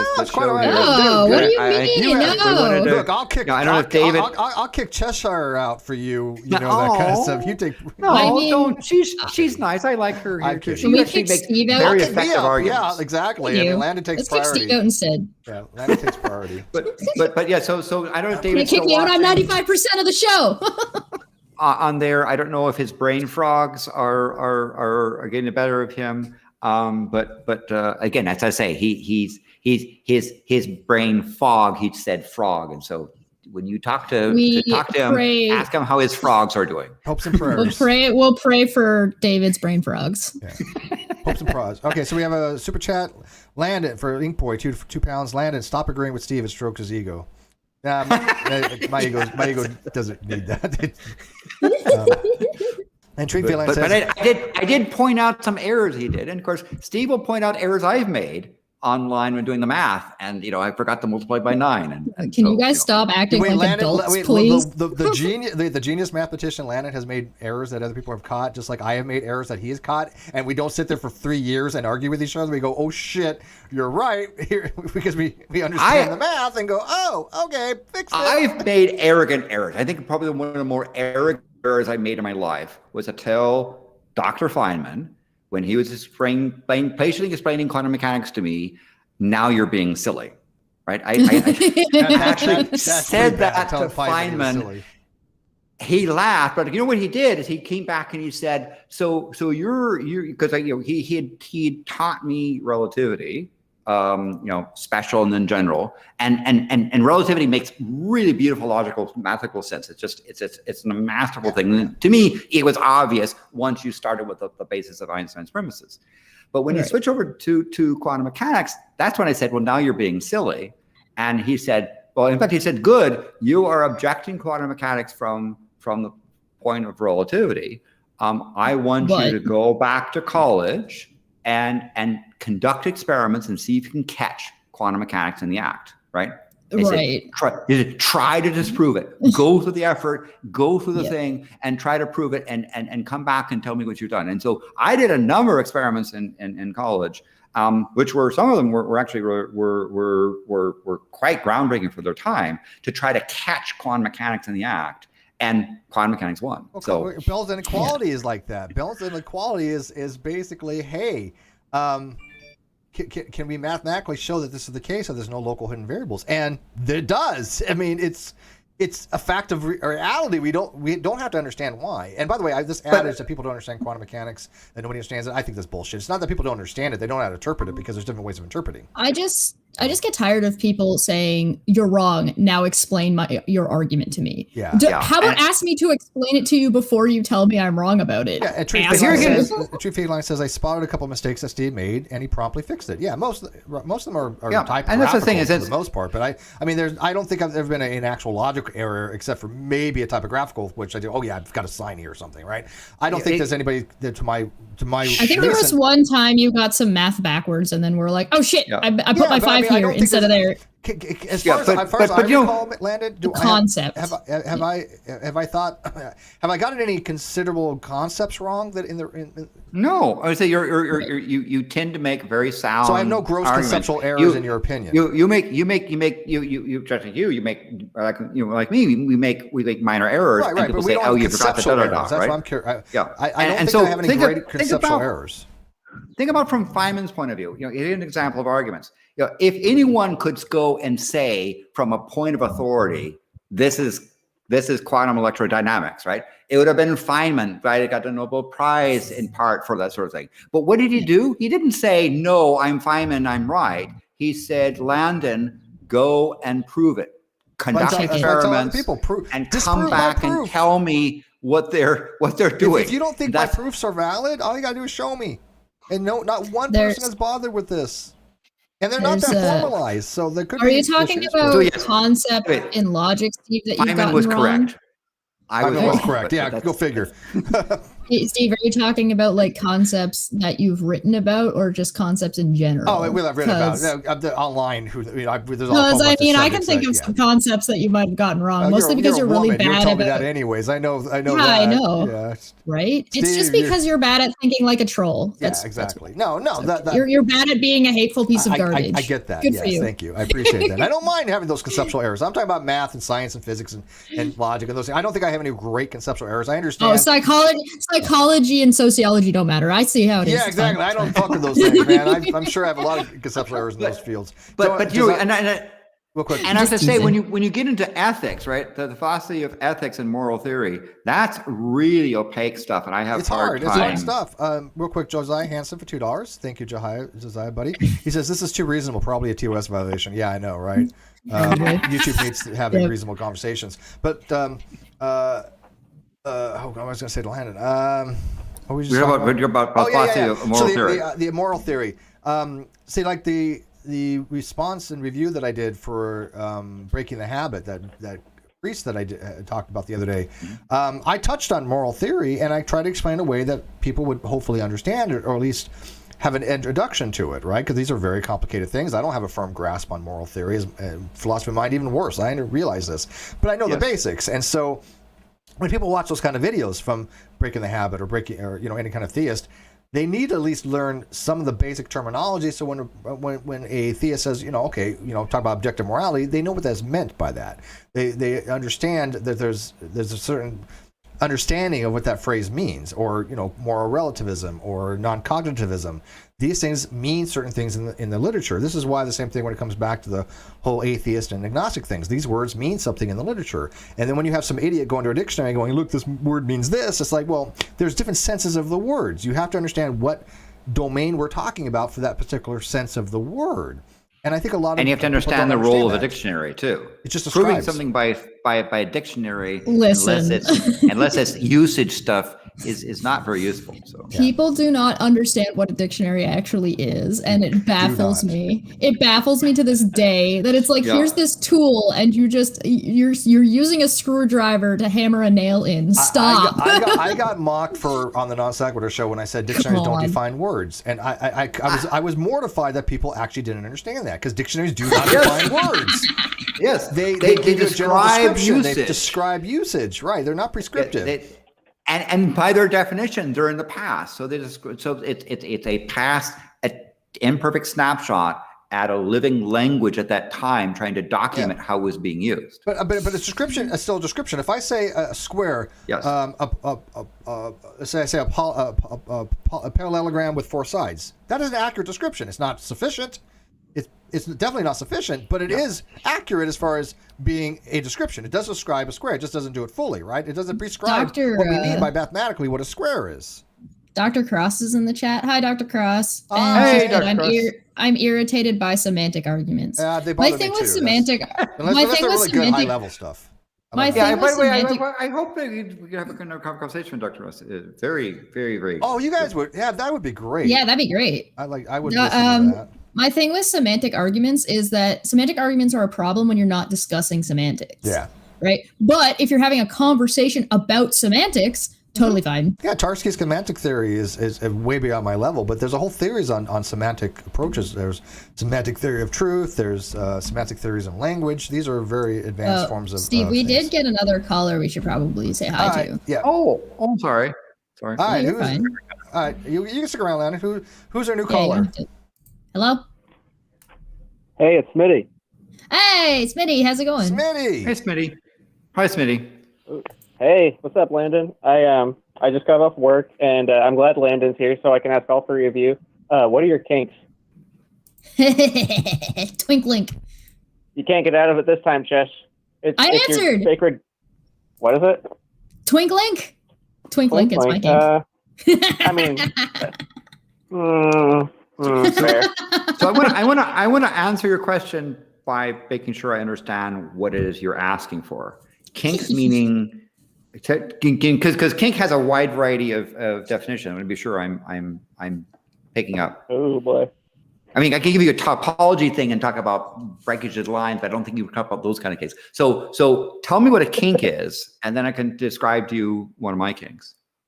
It's the tag you type into your favorite porn site to find the specific thing that turns you on. See, kink to me is when you have a hose and you have a bending in it, so it restricts the volumetric flow rate. That's called a kink. Huck's got a kink. Huck's got a kink in his tail. My usage is superior to your usage because I read a dictionary and you're wrong. So you're asking what turns me on, sexually? Yeah. To be honest, I thought getting it out of Chesh would be the hard part, but no, I'm taking your thing seriously. Landon, wait, are you a sapiosexual? I'm a sapiosexual. Are you a sapiosexual? I don't know. I thought it was going to be more like lighthearted. If I get too nitty gritty, this might. No, I don't just what a kink is. I don't know what tags do you type in when you are looking at porn, basically, or what do you tell your your lover is like? Do you like feet? Yeah, or like something that is you get from sexual gratification that isn't like just normal vanilla sex stuff. Yeah, like okay. That's probably the best. So here's the thing, and I'll reveal that there is sex while partially clothed. Ooh, you gotta leave your socks on. Hell yeah. That's pretty classy, CFHM actually. or whatever the hell it's called, right? You gotta leave that bowler hat on. Put a. I don't know what the name is. Yeah. That's why I said. That's actually pretty attractive. I think. I think or just especially like a woman in a pencil skirt and then like a nice business outfit. Yeah, rather than just going the full Monty. Yeah. Going the full Monty, having the stuff where stuff is concealed, revealed. I think is more. You got the leggings. The leggings are still on. You got like a blouse that's unbuttoned with no bra on, but the blouse is still on. Yeah. Stuff like that. Hell Someone like Marilyn Monroe was a master at not revealing, right? Yeah. And it's what she didn't show and she was a master at how she contorted her body, her presence, and The so implication forth. rather There's a than lot just better exposure. than, let's say, Britney Spears that sort of let go. Hang on. I've had I assure you, I've had a lot of women tell me I look much Hashtag better free with Britney. clothes on than off. So yeah, I think that So definitely. So there you forced me to. Is that kink shaming? No, we're shaming. Nobody's shaming. There's no shame. Okay. No, that's perfectly You'd be Helios hard pressed says- to find a kink that I would shame. Helios Okay. So says, I've had. What about Steve and what about Chesh? What are your? Helios Catch it- says catch I'm seeing it vanilla as Landon. fuck, dude. That's the problem. I am so vanilla, it's ridiculous. I mean, vanilla kinks are valid, dog. Yeah, I no, mean, I you know. know, Yeah. clothes, I'm not saying that's not. Clo- I am literally a sapiosexual. I just don't spew that. When a Clothes woman is on, intelligent, you know. I am majorly turned on. Helios Why says am I seeing not attracted to Landon. Chesh? I'm kidding. Hey, she's been Helios dogging says- me on me today. Kidding. Chesh has 62 IQ, so she's pretty and smart. So you're saying? that's 62. That's 62 metric, so it's pretty high in Right, Canada. yeah. Okay. There you go. Yeah. See, you get, yeah.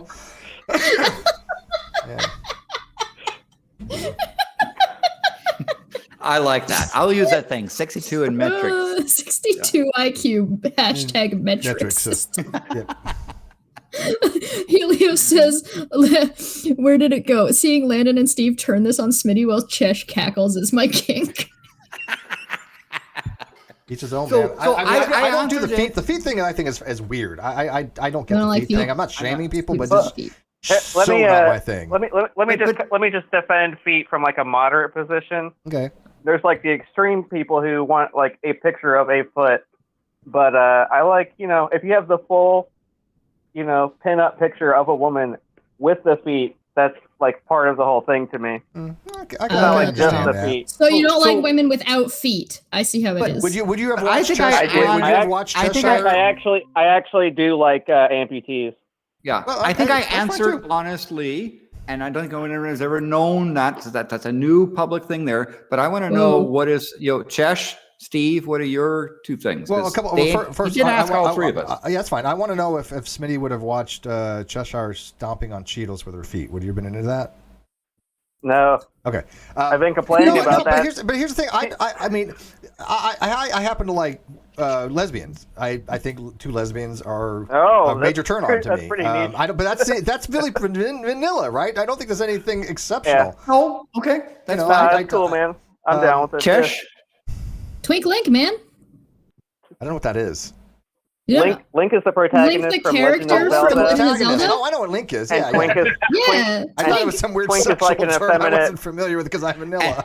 Twink is like an And- effeminate looking like I know what a gay twink dude is. kind of. I know what I a mean, twink it can is. be straight, I guess, but twink, And for twink your- basically means like And for the twink person is like the asked, last stop before femboy. okay, to ask the person who asked, what's yours? If you forced us Oh to, God, we'll be here for reveal hours. ours. It's Hey, Smitty. the person who asked, wow, my name is Smitty, dude. Come on. I Smitty. thought we Okay, were Smitty. friends. I'm sorry. No, Yeah. Smitty. I didn't. I can't tell who's talking here. So this is why I said. So Smitty, what would be your one kink you'd want to reveal that you haven't one? revealed already? Oh my gosh. Narrowing it down to one would be hard. Well, one they recently haven't I've been- revealed yet. It's not known. Oh, I don't know. I'm pretty open. I said amputees. I'm down with that earlier. Okay. All right. There you go. How about clown porn? Yes, very specifically. Now you're just yes. being sick. Fucking All right, love clowns. Yeah. Steve's into Yuri. Steve, I not have like a a question little about bit of your clown. kink. What's Yuri? Like This- very clowny. Girl on girl. Do you like girl on girl if it's animated, or does it have to be real I don't life? watch any animated stuff at all. Yuri. So you don't know. Oh, let me- Got it. Probably not. Yeah. Let me Yeah, ask no, you. you- Dr. agnostic. Cross. Oh, Uh, Dr. Cross. Hang on. Dr. Cross asked a great question. Butch or femme? Femme. Both? No, I'm Femme. femme. 100% femme. Come on now. Yeah. What? Yeah. Well, I actually like femme face, but if they got like a little bit of muscle tone, I'm down with that. Oh, I like fit. Yeah. Okay, fit. I have a fit. question. Yeah, sure. Have you Like guys athletic. seen the new Resident Evil Lady Dimitrescu, Dimitri, whatever, Oh, the yeah. big tall vampire lady? That's gonna Mommy step milkers. on your face. All right, so real quick, Full before on the new mommy caller, real milkers. quick. So Cheshire, what was your kink? To answer the Twink question. link. I Oh don't- my god, I've answered this 4 times. Okay, I still don't know what the hell that means, but whatever. I don't know what Okay, twink do you know what a link twink is. is? Yes. Do you know what a twink No. is? Yes. No. Okay, Lana doesn't know. A twink is somebody who's like a thin, effeminate-looking man. So Link like, as a girly. twink gets you excited. Yes, Like a pretty twink boy. link. Okay, I get it. Like a pretty boy Link. Yeah, I get it.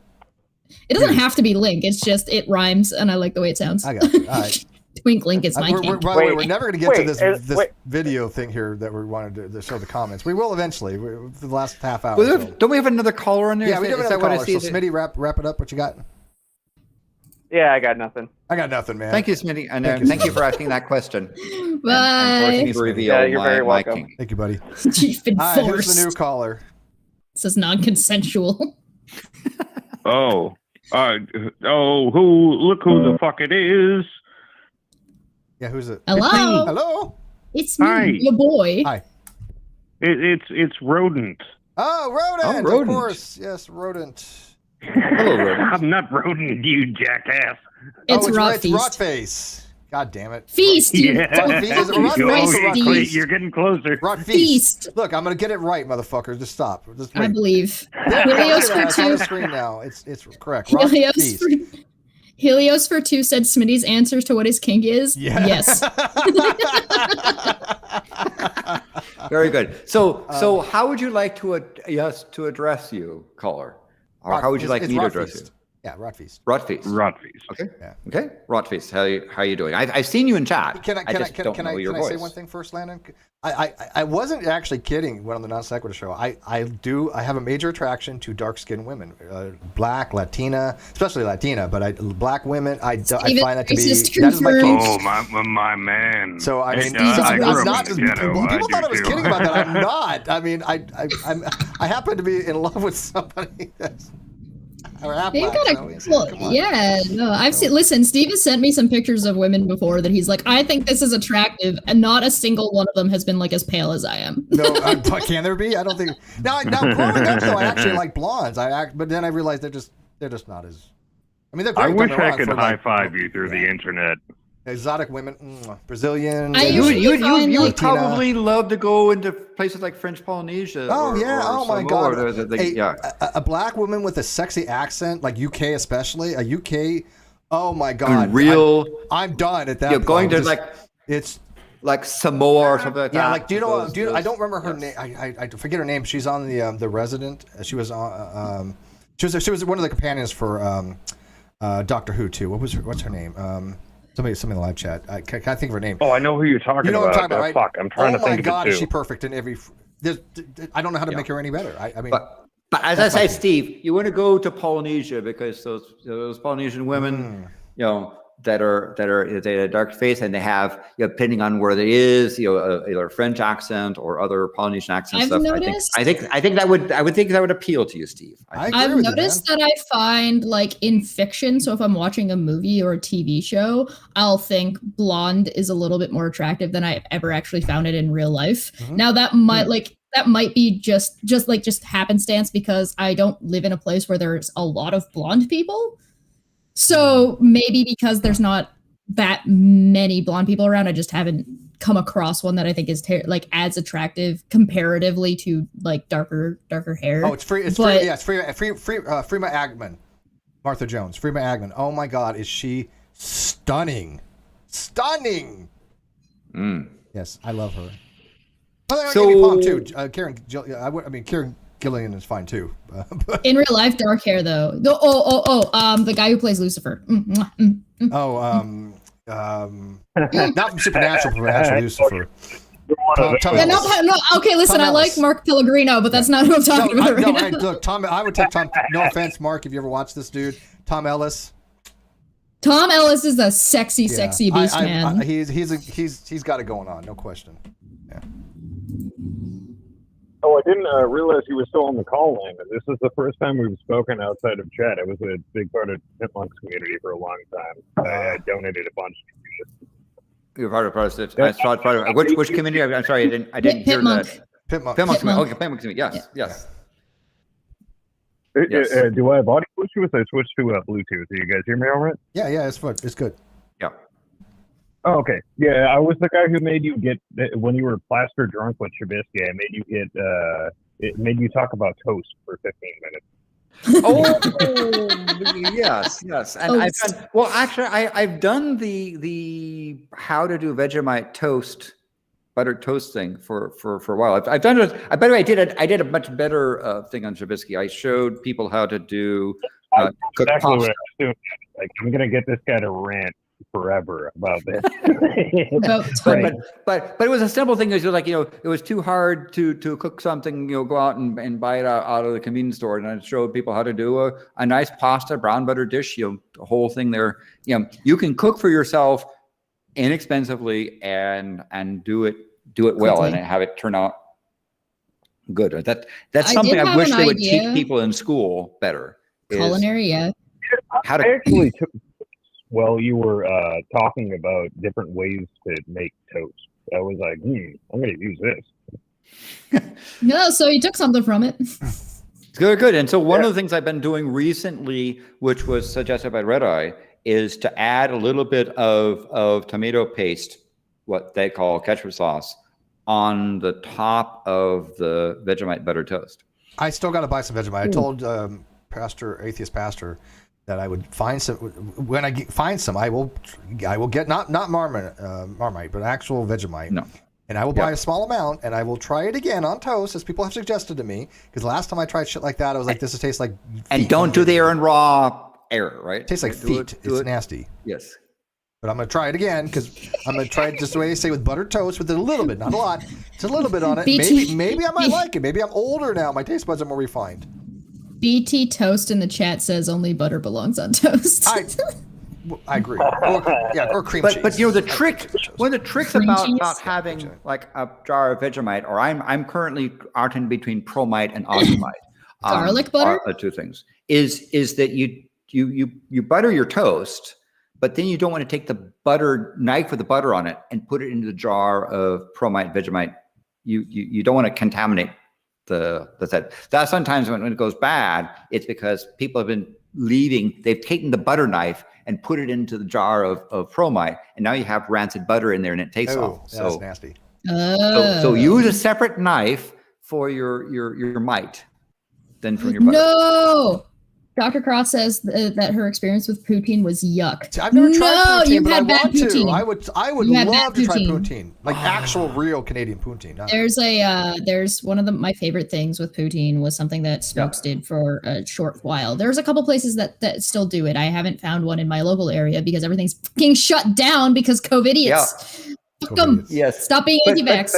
But Canada's literally right over there, right? I'm pointing at. Yeah, I landed. Hi, Canada. Unlike the Palin, I actually can see another country from my house, and somebody there, and I won't say how they got it because there are tunnels across the border from the olden days. Brought me an excellent poutine. It was even vegetarian poutine. And they brought over essentially it's smoked salmon with a honey glaze. That'd be so good. That was with the poutine. That was just like. Oh. Hey, Landon, say this for me. Say butter my toast.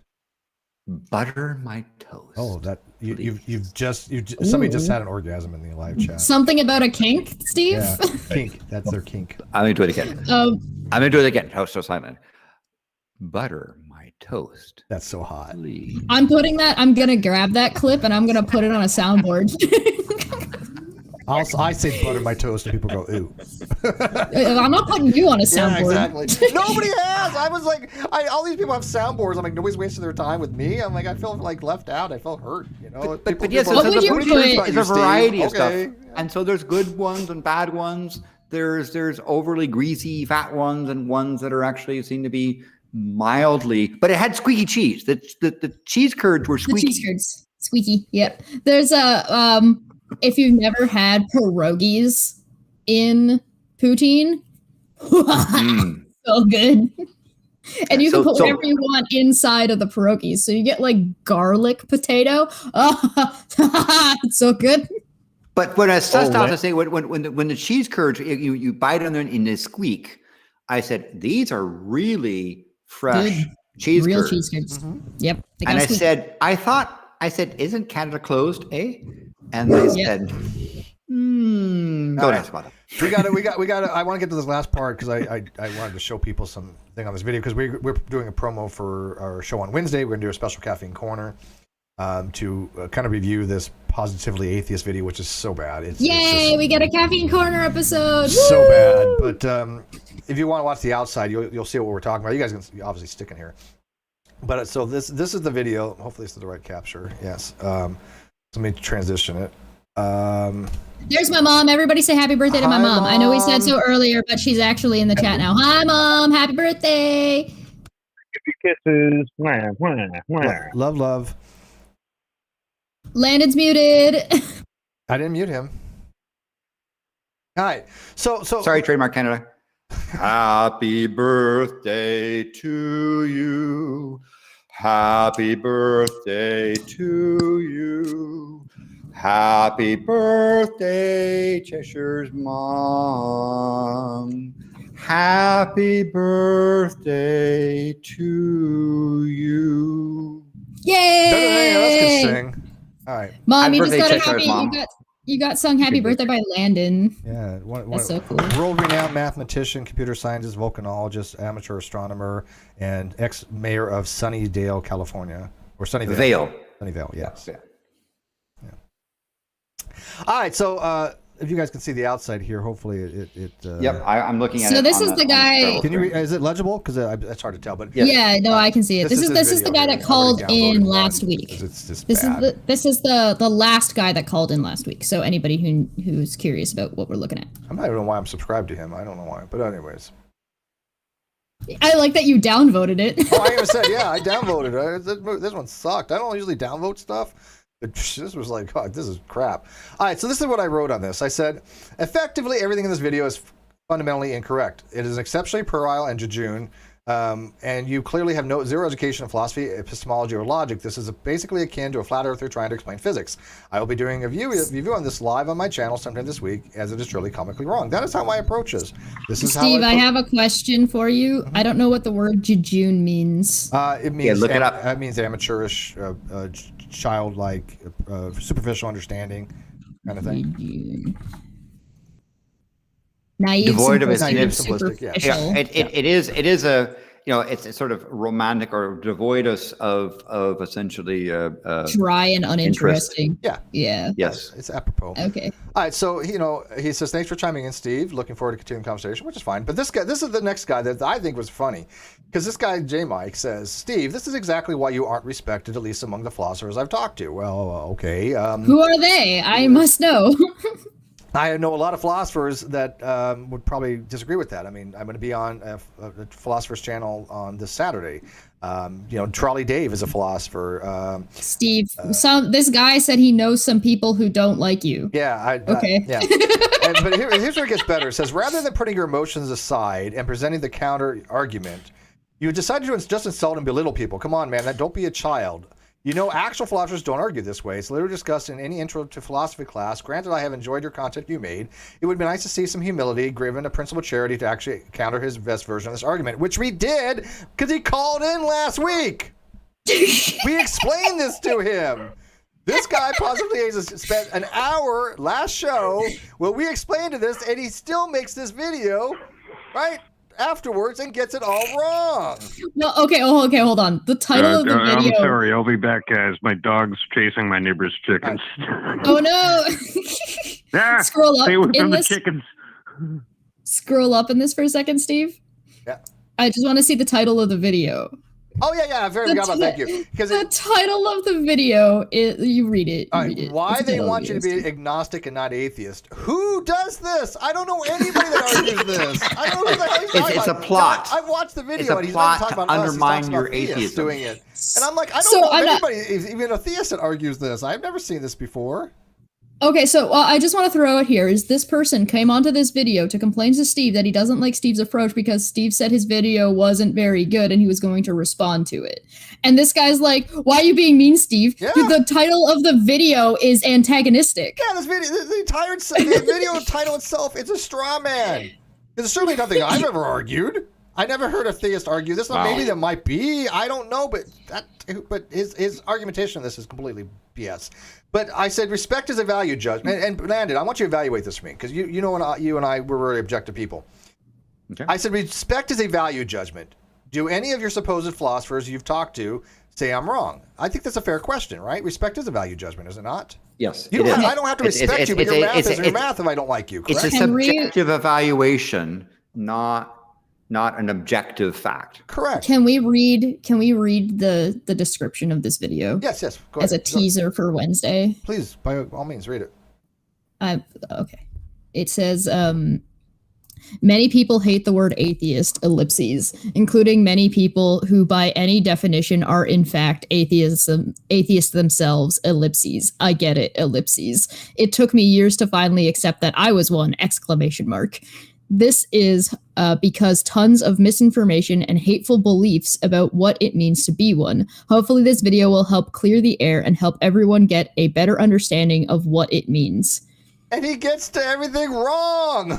And there's a link, to Learn Religions, the difference between atheists and agnostics. This is his academic citations. Oh no. The picture is that cross picture, but it's laid out flat with people in it. Yeah, he actually uses that in the video. No, I mean in the article. The first thing in the article is that wrong picture. Yeah, what does that link go to? Yeah, here, I'll put it in the chat. It goes to something called Learn Religions. Okay, I'm looking at it here. And it's the difference between atheist and agnostic. Yeah. So Steve, give your evaluation of this. Key takeaways: atheism and agnosticism. Atheism is about belief, specifically what you don't believe. An atheist doesn't believe in any gods. Oh, really? Yeah, look at the top. Go back up to the diagram. Whoever is scrolling, look at the diagram. This is clearly somebody who doesn't have any real philosophical experience that just writes a blog. Now, again, I write a blog too, but there's certain things, and if you read look at the diagram on the top. Yeah, it's crap. It's absolute crap. Yeah. Hold on, I'm looking at the person who wrote this article, Austin Klein. Atheism expert is what they're listed as. Atheism expert. MA, Princeton University, and a BA at University of Pennsylvania. It doesn't say what for. Introduction, former regional director of the Council for Secular Humanism and a publicity coordinator for the Center of Inquiry on campus. He lectures extensively on religion's violence, science, and skepticism. Master of Arts from Princeton University and Bachelor of Arts from the University of Pennsylvania. Experience: Austin Klein was a former writer for Thought Co., contributing articles about atheism, agnosticism, and secular humanism for 18 years. Klein was a regional director for the Council of Secular Humanism. He also acted as a public coordinator for the Center for Inquiry on Campus, formerly the Campus Free Thought Alliance. Klein lectures on religious blah blah blah blah blah blah blah, education blah blah blah blah. It's a lot of repeating itself. Well, the thing is there's not a single citation here. There's not a single academic source. There's nothing. Yeah. Nothing. My blog has citations. Like literally, I have dozens and dozens and dozens scores of citations of papers that I've read. And this is nothing. This is nothing. This is just somebody that he's taking as gospel. He's doing exactly what you'd be doing if you went to Answers in Genesis and said, "Oh, look, here's what Answers in Genesis said." Oh no! There's a link in this article that says, "Watch now. What's the difference between atheism and agnosticism?" And the first thing it says is belief versus knowledge. Yeah. Again, they're misunderstanding the senses of the term, right?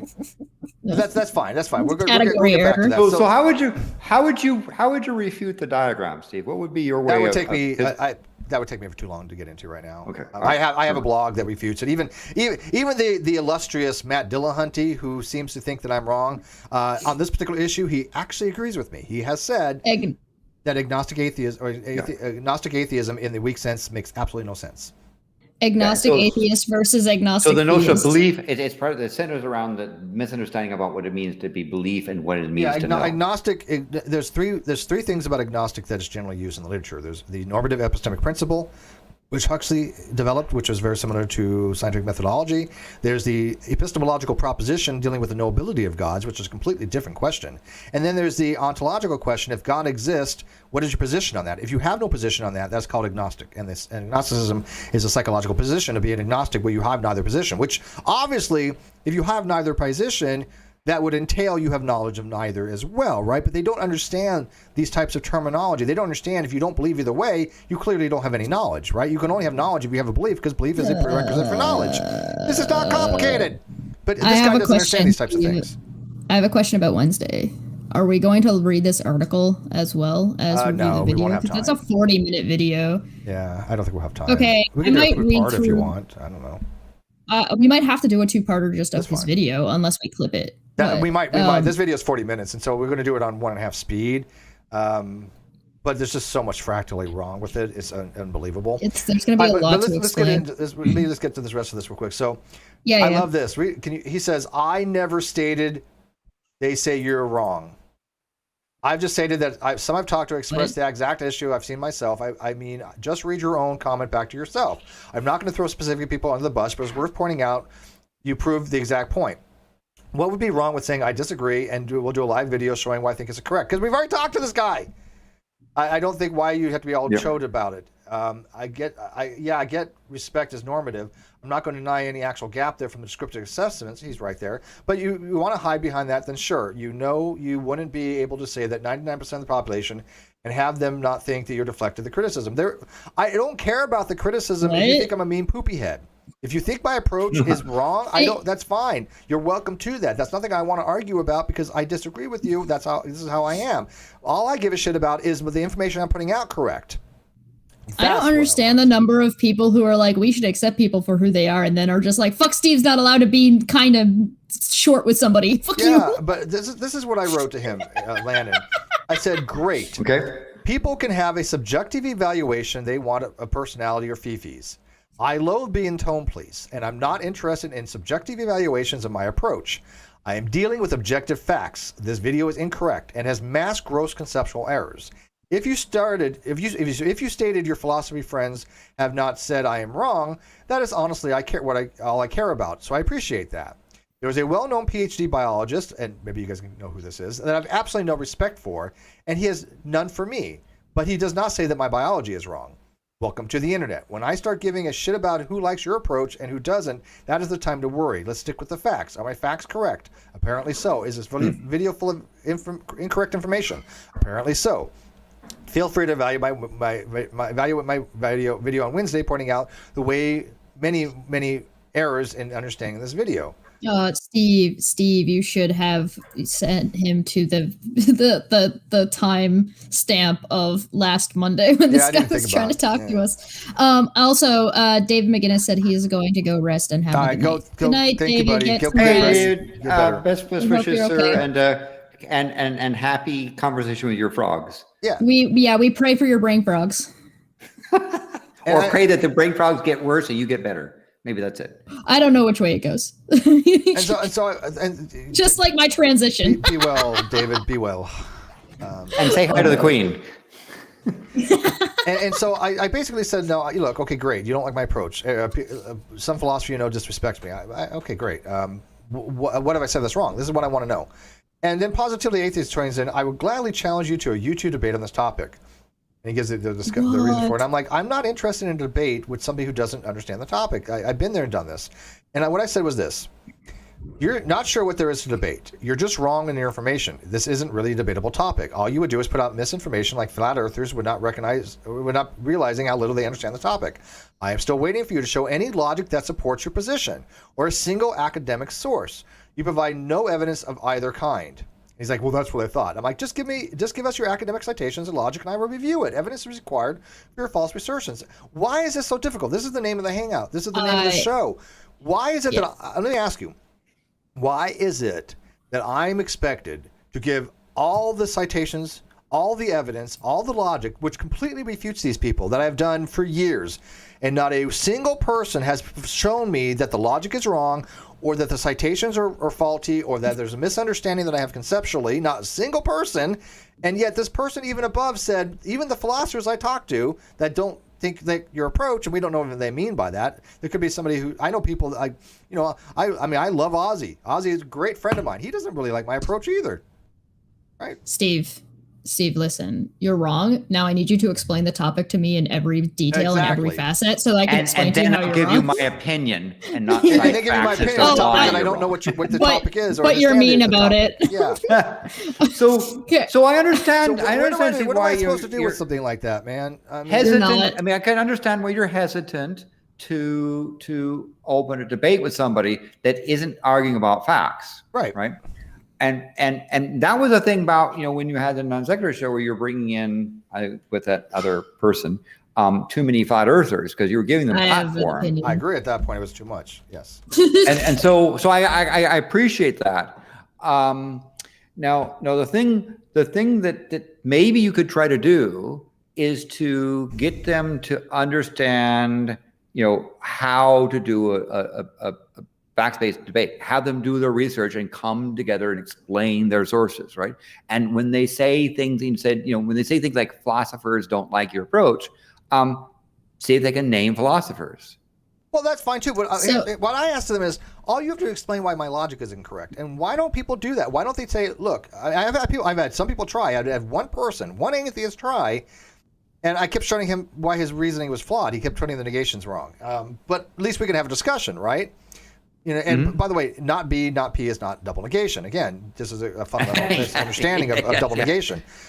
But they at least tried, right? They're giving logic back to me, right? And I appreciate that. This guy has never even shown what he thinks that the argument even is for any of my arguments, or what I've said about the logic that is incorrect. This is all normative stuff. This is everything I get, I've got sources for. I didn't pull this shit out of my ass, people.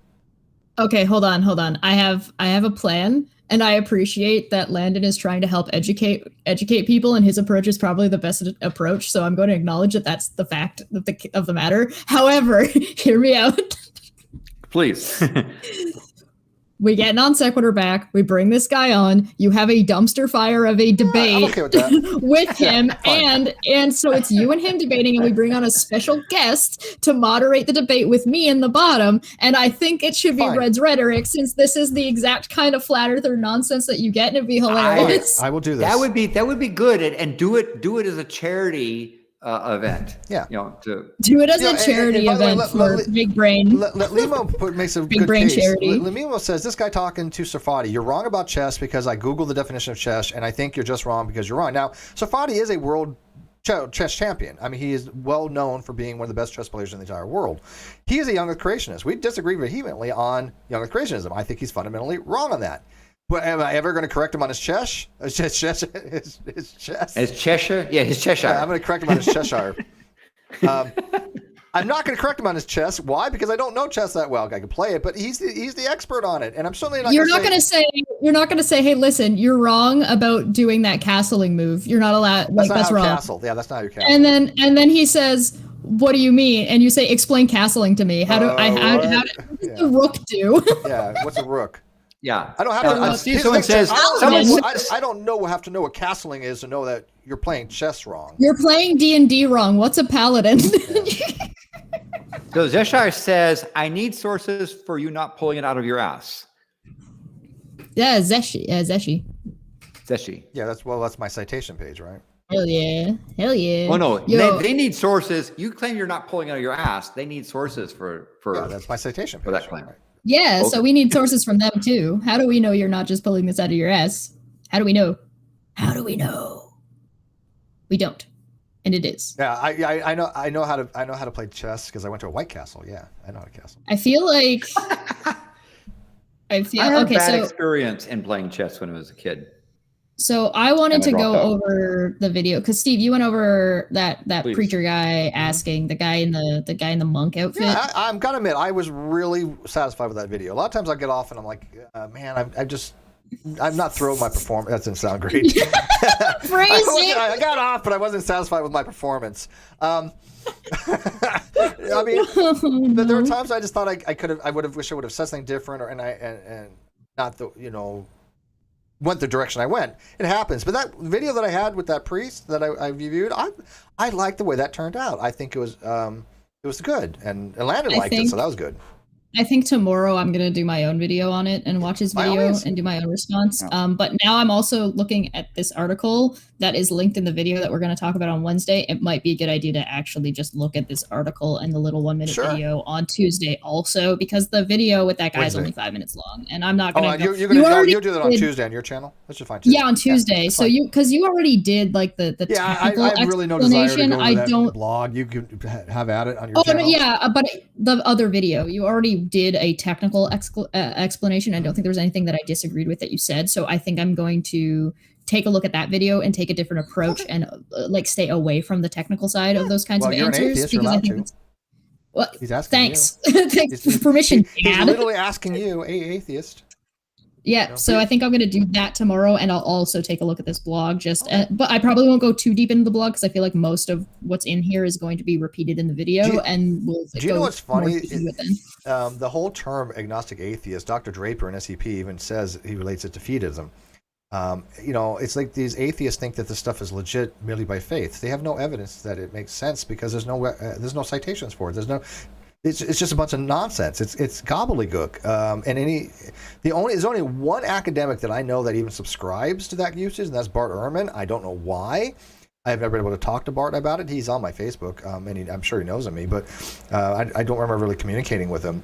But other than that, and he's a historian. I mean, he's not even an actual philosophical person when it comes to that, but or epistemologist, but. Why would people use terminology that nobody else uses? Because it makes no sense. And I've literally have explained why it makes no sense. I mean, in logic and in writing, why these terms are nonsensical, why they're ambiguous. I mean, I've proven this countless times. And again, when Dillahunty and I agree on something like this, there's probably that's odd, right? I mean, both of us at least agree that yes, this is nonsensical, and yet you have atheists out there going. I think you and Dillahunty actually agree on a lot of things. There's just like one big just toxic. I think ball. Dillahunty knows I'm right too, and that's the problem. I think deep down, there's I'm not going to just ascribe to them that behavior, but he hasn't ever addressed my arguments because I know for a fact there have been a lot of people I've told him Steve's arguments are not wrong, and you'd be looking very silly if you just decide to actually try to go against him logically.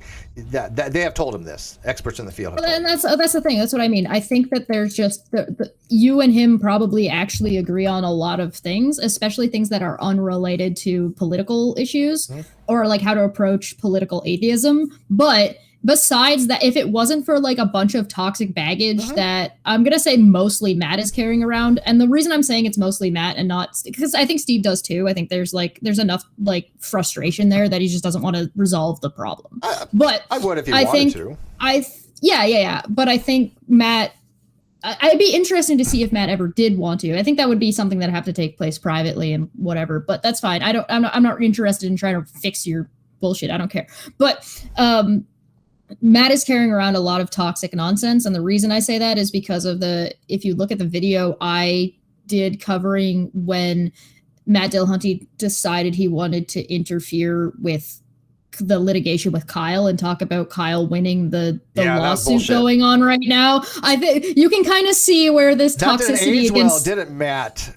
You can kind of see where the toxicity is coming from that Matt has and bias against Steve that he has for seemingly not really much of a reason. Matt Dillahunty actually had said, and then paraphrase, but you get the gist of it. He said, so this comes down to a jilted ex-boyfriend word against Kyle. Hey, good luck winning, Kyle. Ben. He shits on Ben for no reason. He shits on Ben. He's one of the nicest guys I've ever met in my life. If I ever turned gay, man, I would marry him. He's a catch. Ben is a catch. Let me tell you. Chip Skylark is a twink, by the way. Just saying. and for Matt Dillahunty to shit on Ben like that, and then say, it's based upon his word. Congratulate. He says congratulations on your win. When we all know now, Kyle was lying from the beginning. Kyle had lied to the court. Kyle's looking at perjury. I mean, did we ever get Matt? You can see he was sorry for that? Nope. You can see where and whom Matt is getting his information about Steve from, and it's not from Steve. Yeah, it's shitty people that have lied to him for years. Shocking. And I mean, you could say the same thing about a handful of people that are maybe more prominent that Steve really wouldn't disagree with. And so like there's a toxic underlying baggage that is being drug around like a dead body. It's like pepperoni from sticking around. But here's the thing, Chesh. Fun fact: all those guys eventually turn on each other. The ACA community is toxic. I don't care about that. Toxic. That's their problem. There's things going on in that community that I'm not even at liberty to say. But I can tell you right now, they've eaten at each other to the point of they've gotten rid of people. They've gotten rid of quality hosts and people that I used to watch. They have left all sense of reason, rationality, and logic behind. It is all politicized. It is all about their egos. They don't give a damn about the topics anymore.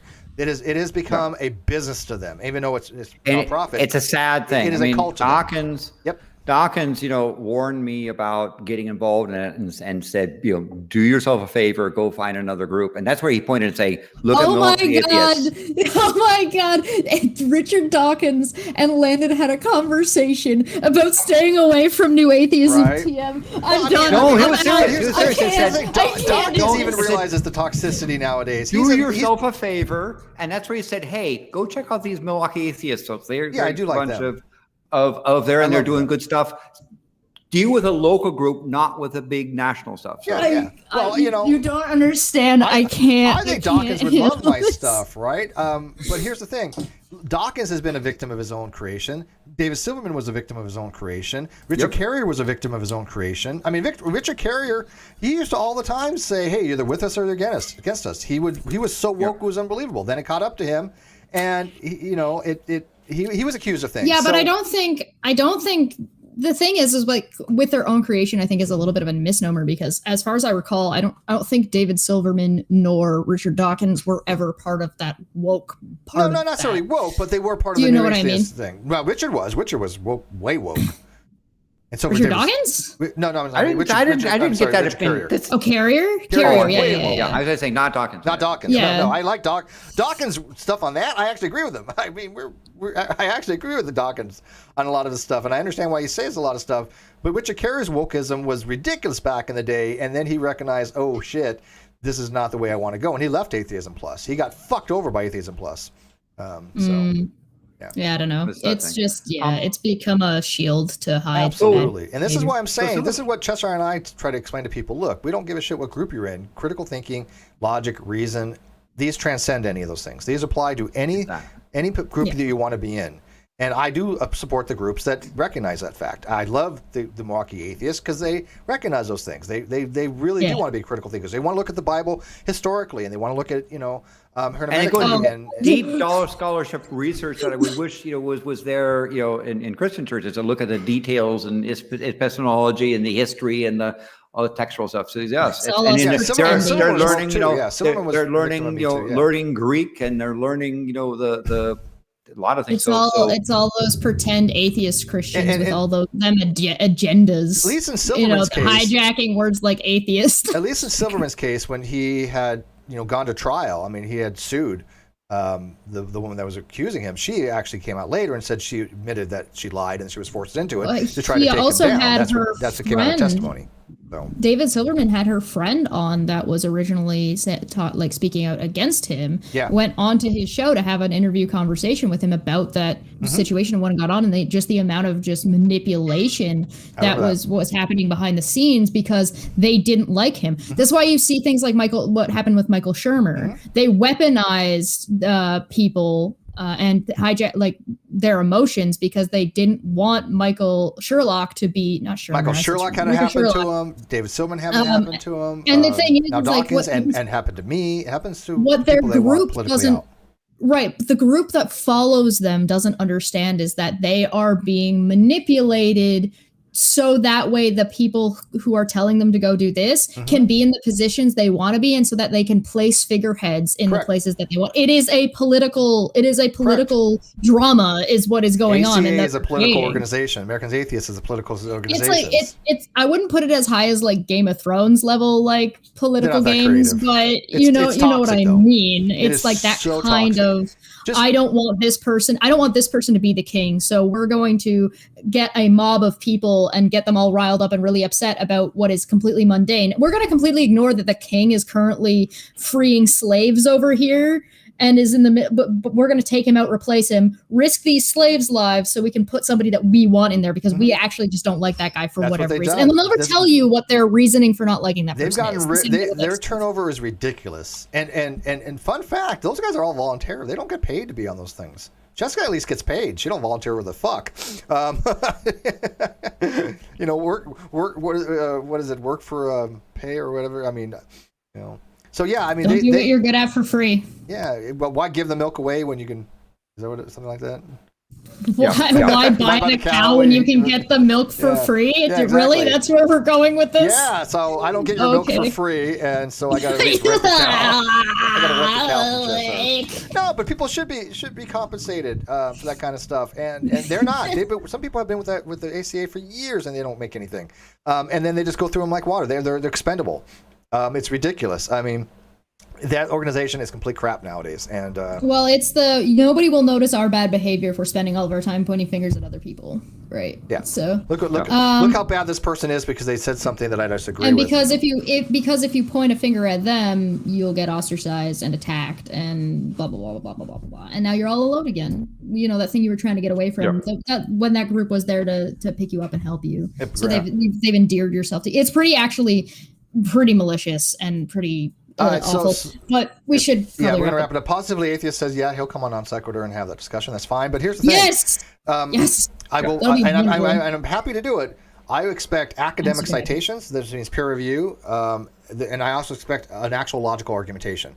If you don't have that, I'm just going to shut you down and say, look, you haven't provided anything that I can respond to. Well, yeah, be sure to bring your own argument to the table, not just know you're wrong. Yeah, bring just by whatever position things, you want to present. I'm not interested in anybody's subjective things. I want to know the facts. Bring me objective facts that you can validate as being objective facts that anybody can go look up or do through the logics. I'm not interested in your opinion on anything. These are not debatable things to me. This is the same thing with mathematics. If you want to debate me that 0.99 repeat equals 1, if you don't bring to me proofs, if you don't bring to me math that I can show you the math errors, or you can show math errors in mine, we're not having a discussion at that point because you're just saying, oh, it's not the case. I want objective evidence. Yeah, I think what Steve is trying to say is rejection is not refutation. So if you're going to don't come on and just reject, come on and refute. So bring something that we can. I mean, Landon, if I told you that 0.99 repeating is less than 1, would you not expect me to bring you some evidence?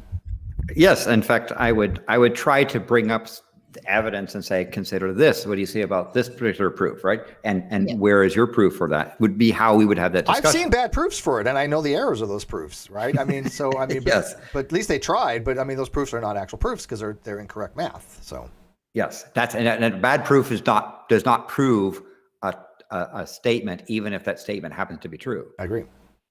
And now, someone did ask in the chat, and it's talking about fairness and logic. Why I'm not involved in the chess world. I've never told the story, but could I just briefly tell the story why I'm not involved? Absolutely. Yeah, we'll leave people with that. Exclusive chess story from story, especially for Cheshire, because she asked so nicely. So I was a young kid, single digit age, and I was going to my first open U.S. Chess Federation USCF tournament, and that would have also been where I had enough registered games that have gotten my ELO rating, and I was winning the tournament. This was not just a kids thing; it was all adults, all ages. I was winning. There, I was looking to become the champion of that tournament. My opponent made a blunder, and then my opponent attempted to walk back that blunder. And I objected because they did something which in the rules is not, in my opinion, is not allowed. And so I objected, and I appealed to the judge, and the judge came back and said something to the effect of, well, we're actually running this tournament more informally than formally. So this person can do this. And so I then did which in the rules are, I appealed the ruling of the judge because I had these adjudicators there, right? Appealed to the judge, and they said, no, you can't appeal to the judge. And by the way, you can't stop your clock, because I stopped my clock to object. And they said, you can't stop your clock. You stopped your clock improperly, so we're going to charge you for the time you went in objecting, right? And I ended up, I was so distraught as a kid. I was crying. I lost the match, and I would have come in third. But they still were like, hey, come to the award ceremony, we'll give you your award. And I just refused. No, and I was trying, but That's parents picking up, I was in tears. I was trying to say, hey, this is fundamentally flawed, right? They pretended to be informal when they wanted to and formal when they wanted to. They formally rejected you just my described appeal. the entire atheist communities out there. And so I walked away. I even got a letter from them saying, hey, please come back and do another tournament. We'd like to see you going. And I walked away from the chess world and said, no. I do not want. I'm not playing your game. I'm not playing your game of I need to get along with these people to get the rulings that I want. Right. I'm not. This is office politics. I'm not going to play office politics to play freaking chess. I'm not going to play office politics to have conversations about logic on atheism. Fuck off. Oh, that makes me mad. And this is the same thing for the atheist communities when they say, "Oh, when it comes to we'll have academic citations for evolutionary biology. We'll have peer-reviewed papers. We'll have PhDs in evolutionary theory. We'll have the logic and all that stuff for science, right? But when it comes to philosophy, fuck that. We don't need any of that stuff. Yeah. How dare you make little Landon cry about chess, you fucking monsters? I was I'm so mad. And it was a case where I tried to look back at it and say, well, what the person was trying to say was, well, we don't make this tournament so seriously, so don't be a stickler for the rules. And I appealed, and they then stuck the rules and said no. And then I lost. And then you lose time because of the rules, right? Because of the rules, right? It's then the sad thing is my parents see me crying, and they couldn't spend the time to sit down and say what happened, right? To even understand what it is. And so the adults, essentially, of that world, showed me that chess was. Do you want to find this judge? Is he still alive? Were fundamentally unfair. And in fact, I didn't even pick up my rating. I had an ELO rating from the result of that. I didn't even pick it up. So my problem, of course, is that with chess is that I take it seriously. I cannot play a casual game of chess. Mm-hmm. You play chess with me, I play to annihilate you. Yeah.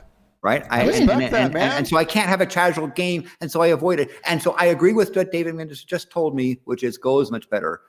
Go, I appreciate much better as a game. And that's how the chess world lost.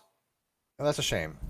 The chess world lost little baby Landon. I'm so mad. By the way, why would you do that to a kid? Why would you go out of your way to help out the adult against the child because they're losing? Fuck you, lose to a child, asshole. How do you think you would have fared had you would have played Safadi in a game? When he was single digit? What are you talking about? Now.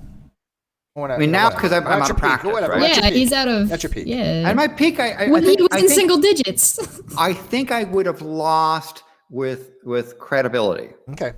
As opposed to being annihilated. Yeah. I mean, but like I said, he is a world-renowned chess champion. Can't take that away from him. Yes.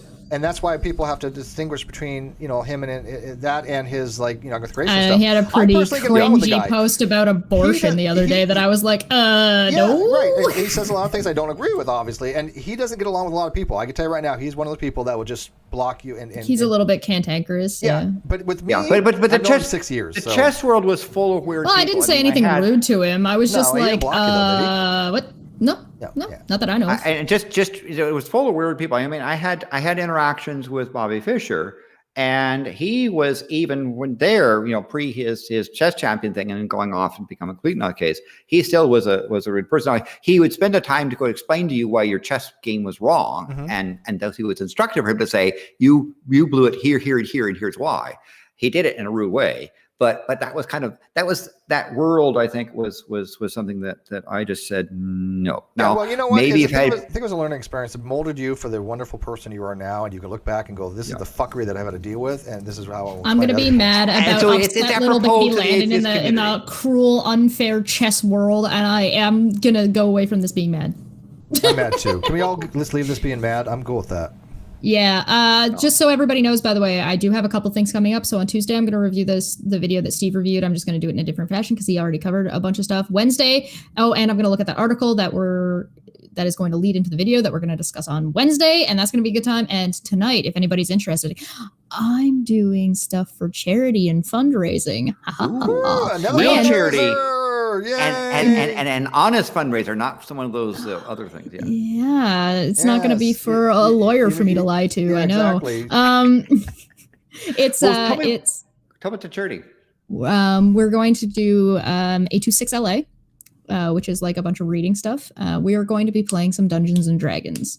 So we're going to be mostly just linking out the stuff. I'm going to try to set up a YouTube charity thing so that Super Chat money automatically goes into the charity. I have to still double check and figure that out. But that's what I'm going to be doing until we get started tonight. Why don't you do a fundraiser to get Kyle a defense attorney? No, because... I mean, as much as that would help you, Steve, this is not my problem. Okay. Not my problem. This is going in a box of like, no. All right. So we're going to be playing D&D for charity and fundraising D&D. So come to my channel and play D&D. And fun to do for D&D because I actually would like to have a D&D discussion with you at some time. Do it on our I know channel. that's something you're really skilled at doing. I want to play D&D, but I've been telling her I want to play for freaking forever, and nobody's getting a game together. Nobody says. I'm sorry. I'm pretty sure I told you to make a character. Did you give me a character sheet? Thank you again for letting me come on. I don't know what the reveal fuck I'm doing. I haven't played since I was 8. My partially closed fetish, and no one's ever heard why I'm not involved in chess. Not even my parents, right? Yeah. That's the first time that someone had heard that thing. And of course, finally, again, I want to reiterate the words of Dave McGinnis, who we all hope is going to have a speedy recovery. It's in the hospital right now. The fact that I am 31 years and I'm in the hospital should be a lesson to those anti-science buffoons. I totally agree. Yep. And leave you guys, I'm going to be doing a interview. You guys over at my channel the next 2 days. I'm going to be doing an interview on Dr. S.A. Malik's channel on Saturday at 11 o'clock on his alt channel. He has 2 different channels. One he does Muslim stuff, and the other channel he does for non-Muslim stuff. I'm non-Muslim. So we're going to have discussion on his paper, Defining Atheism and the Burden of Proof. Mostly the first half of the second half of his paper I'm not interested in. It is dealing with Islam. I'm not interested in that. The first part of the paper, I agree with him on some things. I disagree with him on others, but we've had a dialogue on it before because I did a review on it. And we're also going to be talking about my atheist semantic collapse argument, which I think he finds intriguing. So here's an actual, PhD that has invited me on to come on to talk to this particular topic. So when people say no expert actually cares what you have to say, Steve, no, that clearly isn't the case. So whatever. Come hang out for fundraiser D&D Tough tonight. Good night, guys. Tonight, what time? I don't know. I forget. Good night. Let me go look. Hold on. I don't remember what time we're doing. The Dapper's going to be there.